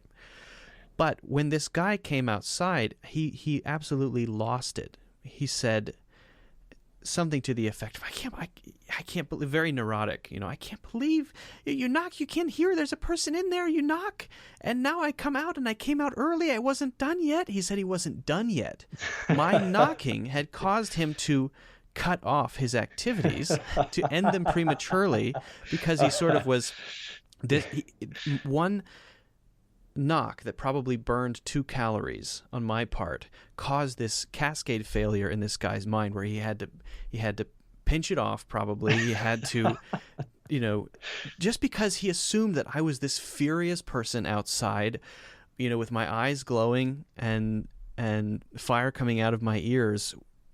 Can't believe that there's a person in the bathroom. The point is that I think the core idea of Buddhism is you're able to remain stable enough so that you don't allow yourself to sort of cascade failure and assume everything that is happening internally, when in fact it's not happening like that at all, and your emotional state essentially crumbles at the first sign of trouble, at the tiniest touch, at the 1 calorie knock, at the domino that tips the key that the man receives that makes him rejoin the big domino. Rejoin the creepy spider sex club. So maybe that's a weird parallel, but that's what I got from the ship's arrivals, especially because they were showing all that on the news. Yeah, and then sure, it was a break from the norm, from the routine, from the established kind of order of events. Is that how it would play out if that happened to us? If ships actually landed, would it be the same? It's probably pretty accurate. Yeah, I don't feel like the movie it didn't feel bizarre. I mean, it felt like, okay, I could imagine it going like this. Right. This is how things could play out. I mean, the alien ship in Greenland looked pretty like, we don't care. It's just there. Yeah. Fine. That's where they sent the interns. Yeah. They had their learner's permits to drive the spaceship, and they're like, all right, you guys get to go to Greenland. That's where all the red shirts went. Huh? Um, Star Trek, the red shirts. They're sort of Ah, the expendable, kind of boring. well, Picard is a red shirt. Careful. Sorry, sorry, Trekkies. Uh, yeah. Well, talking about the aliens being gods. Another thing I wanted to mention there was uh, in sort of, well, okay, they're kind of benign, right? They kind of just show up and then Hmm. they kind of just leave, right? Right. They don't zoom off, they just dissolve. And in a lot of these old societies, they have what they call the Deus Otiosus, which is the god that left. So once he or she or whatever the creator god came down and did the creation, they kind of just leave. They don't really stick around to be worshipped or anything like that.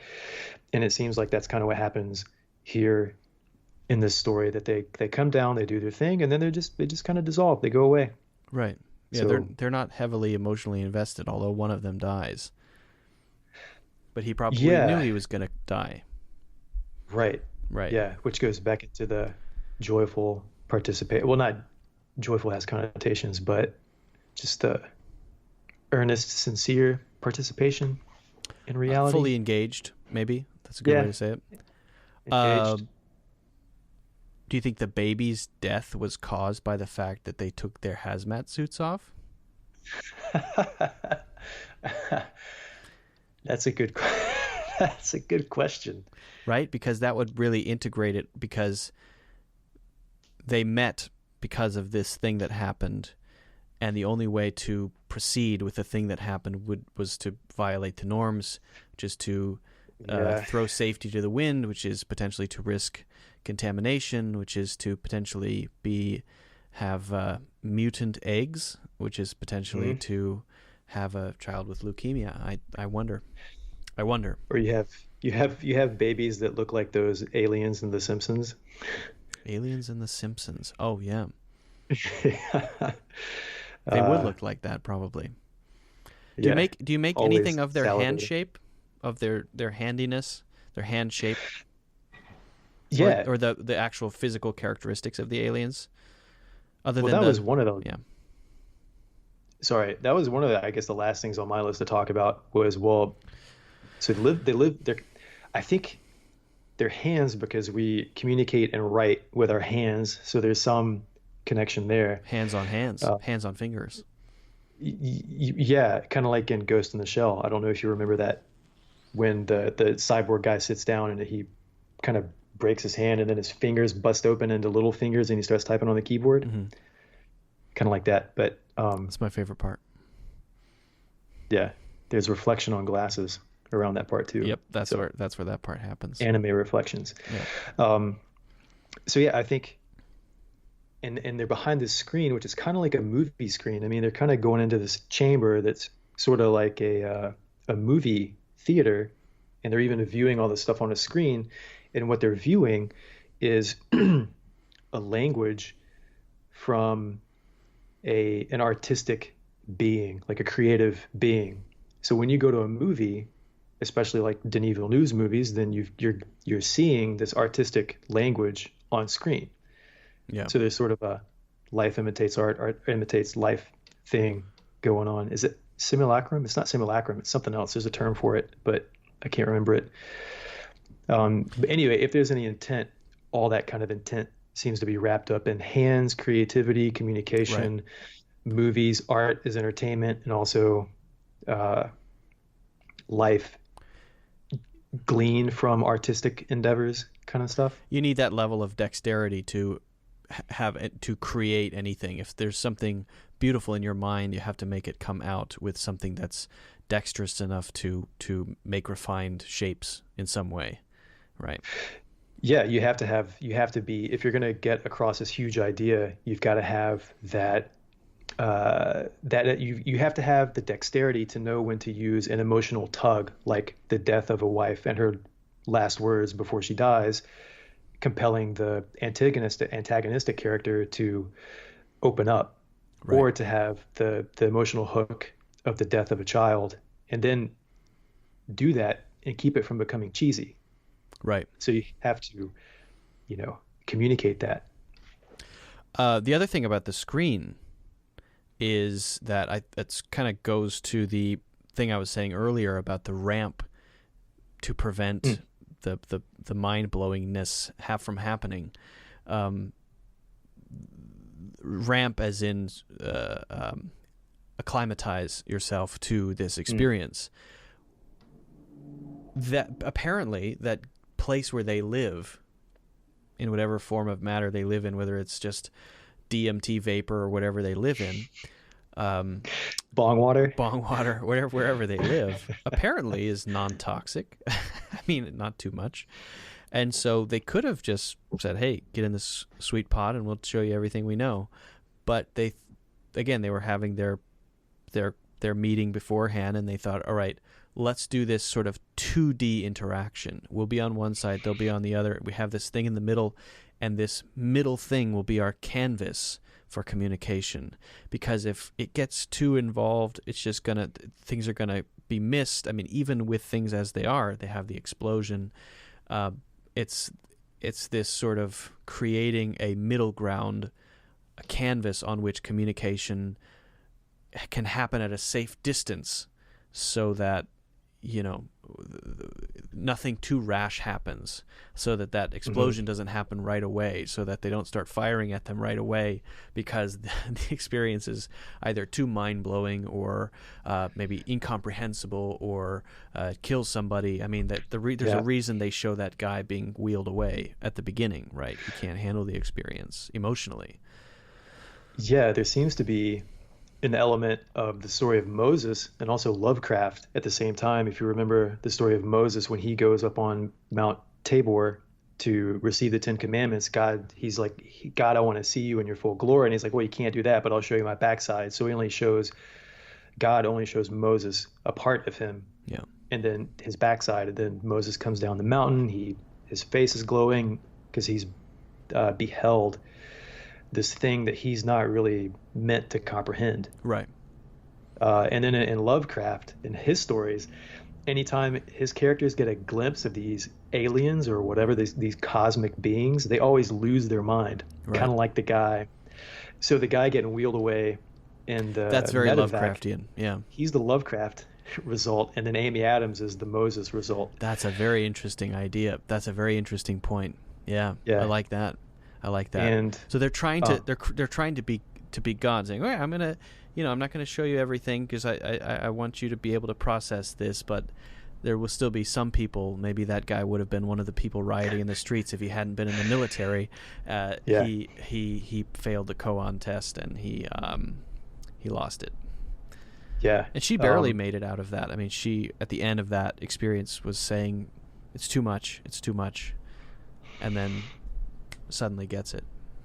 Yeah, and out of that experience where she gets it, another motif wrapped up in that is the idea of the marriage of heaven and earth. So you've got in old cultures, we're really hitting the bullet points now. Yeah, I mean, sorry, these are just like things that would be so cool to. I was gonna go into your list and just talk through it and make sure we cover everything. But yeah, the marriage of heaven and earth. Let's talk about it. I see it right there. Yeah, the marriage of heaven and earth. Sky Earth union wedding. The sky god is male. And Ellie M-A-L-E, not M-A-I-L. You've got mail, so sure. So marriage of heaven and earth. We've got the aliens. They've come from heaven, and then we've got Amy Adams, and she comes from earth. And there's sort of this marriage and exchange, this intercourse where a new birth, like a new creation, essentially comes out of this exchange. Typically, the sky god is male, and the earth goddess is a goddess, and that fertility and all that kind of stuff. There's rain motifs. I did you notice that in the film, most of the shots of just the planet or Earth or where Amy Adams and her cohort are, it seems very moist. It seems very wet. There's dew everywhere. There's clouds. There's mist.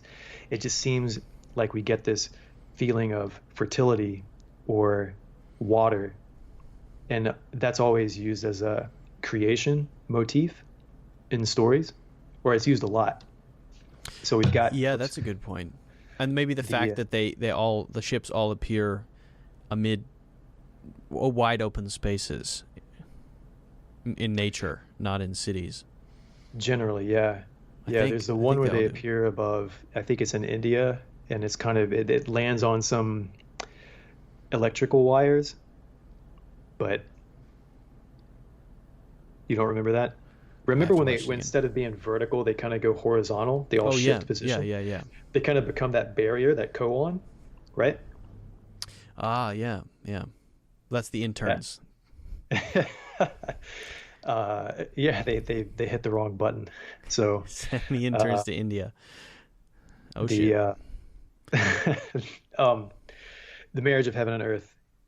So in the past, there was a separation of heaven and earth. In Egypt, it's I think Nut and Geb are a sky god and an earth goddess. Although in one of them, it's flipped. There's a earth god and a sky goddess, but there's this idea of separation, and that's what creates creation. All human beings and plants and the earth and all that stuff comes out of it. But then we kind of have a reversal of that, where you have this marriage of heaven and earth. You have which brings about a new cosmogony or a new creation. We have this reunification of the earth where it had been divided before, Right. all because she went up to receive from the heavens, from the gods, this new language to come back and You're mostly kind of. talking about the capsule that they send down and bring her up, or are you talking about her whole journey along the way with the rest of Oh, the it just team? visually, she's always going up Right. to meet Right. them. She's ascending, and she gets this new information, and it's kind of a marriage between the gods and earth, the sky god, earth goddess, and then you've got this uh, fecundation, I think is what it's called, when you have the fertility of the earth. It's green again. Everything comes back in bloom. There's a renewal when everything was dry and dead before. It's yeah. Does that make sense? Yeah, I guess so. I think the I didn't caffeine get is where.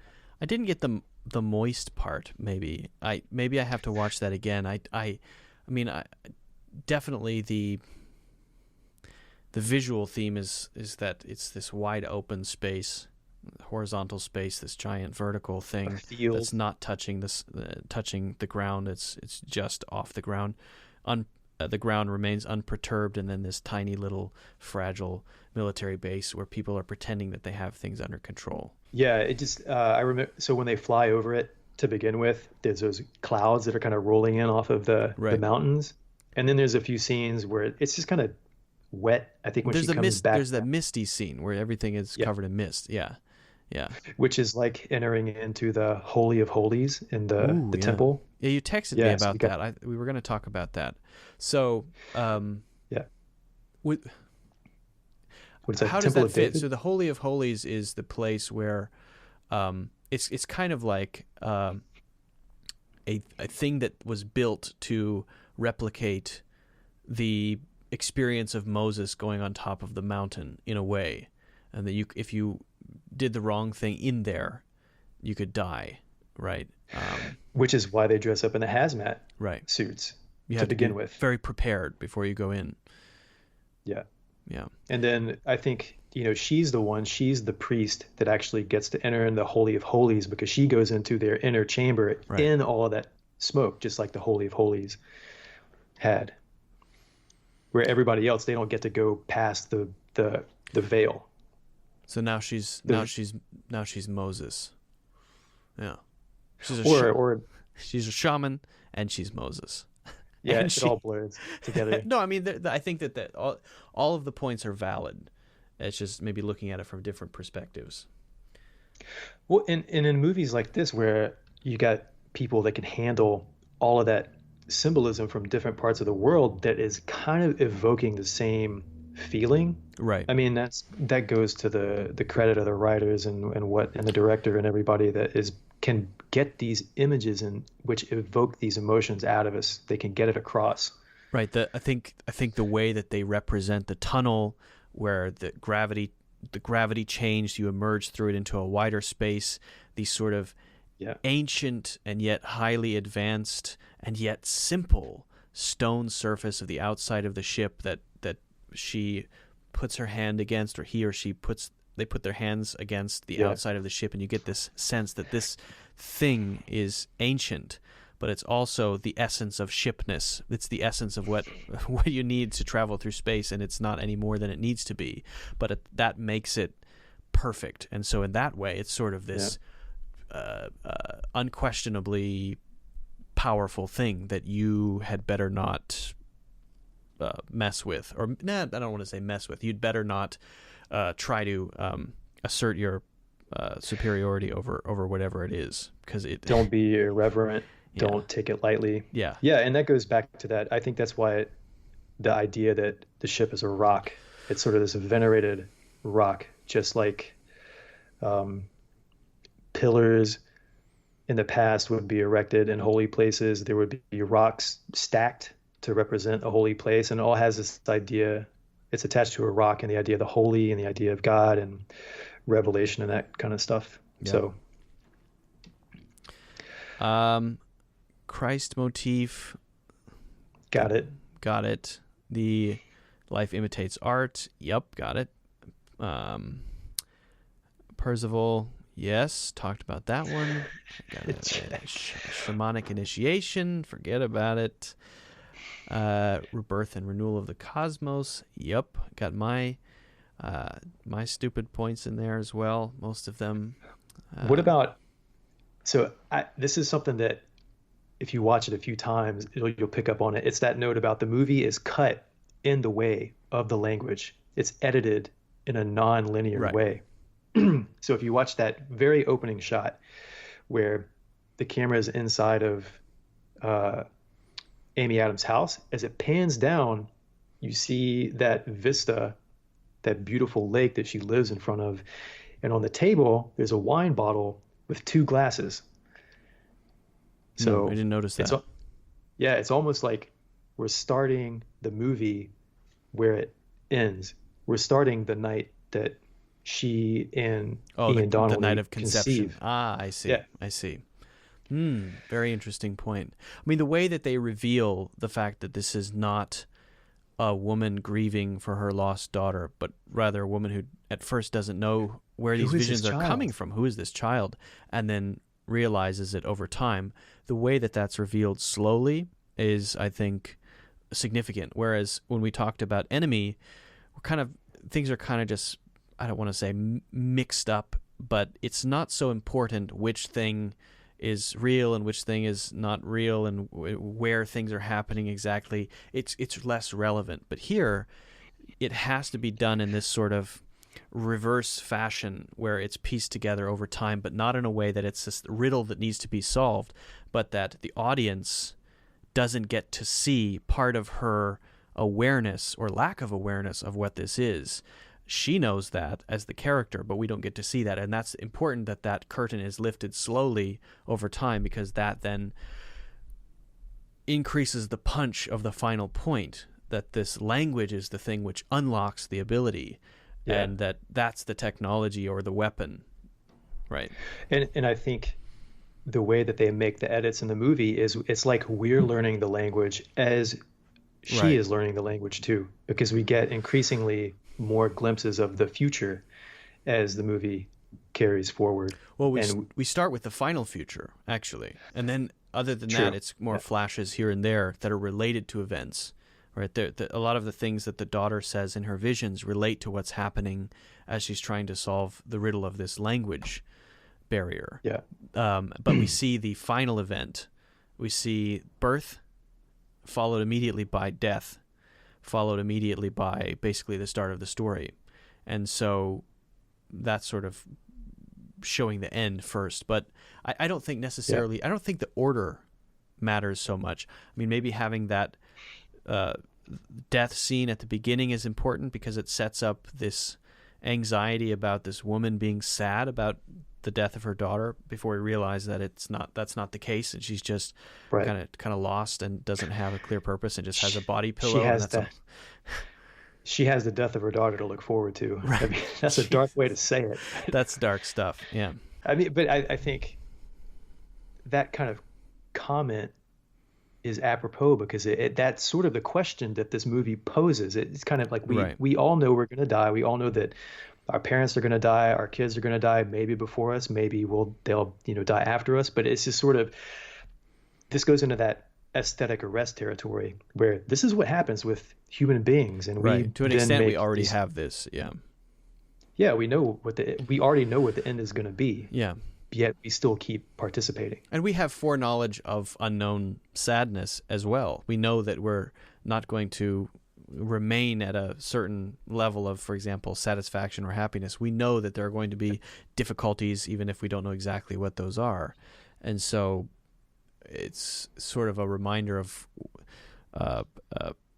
what do you have to go through internally to be able to process those things as an adult, rather than freak out and and stop midway through a poo, I can't believe you knocked.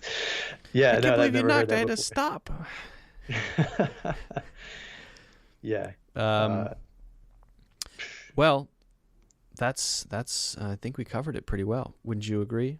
Is there anything else we need to talk about?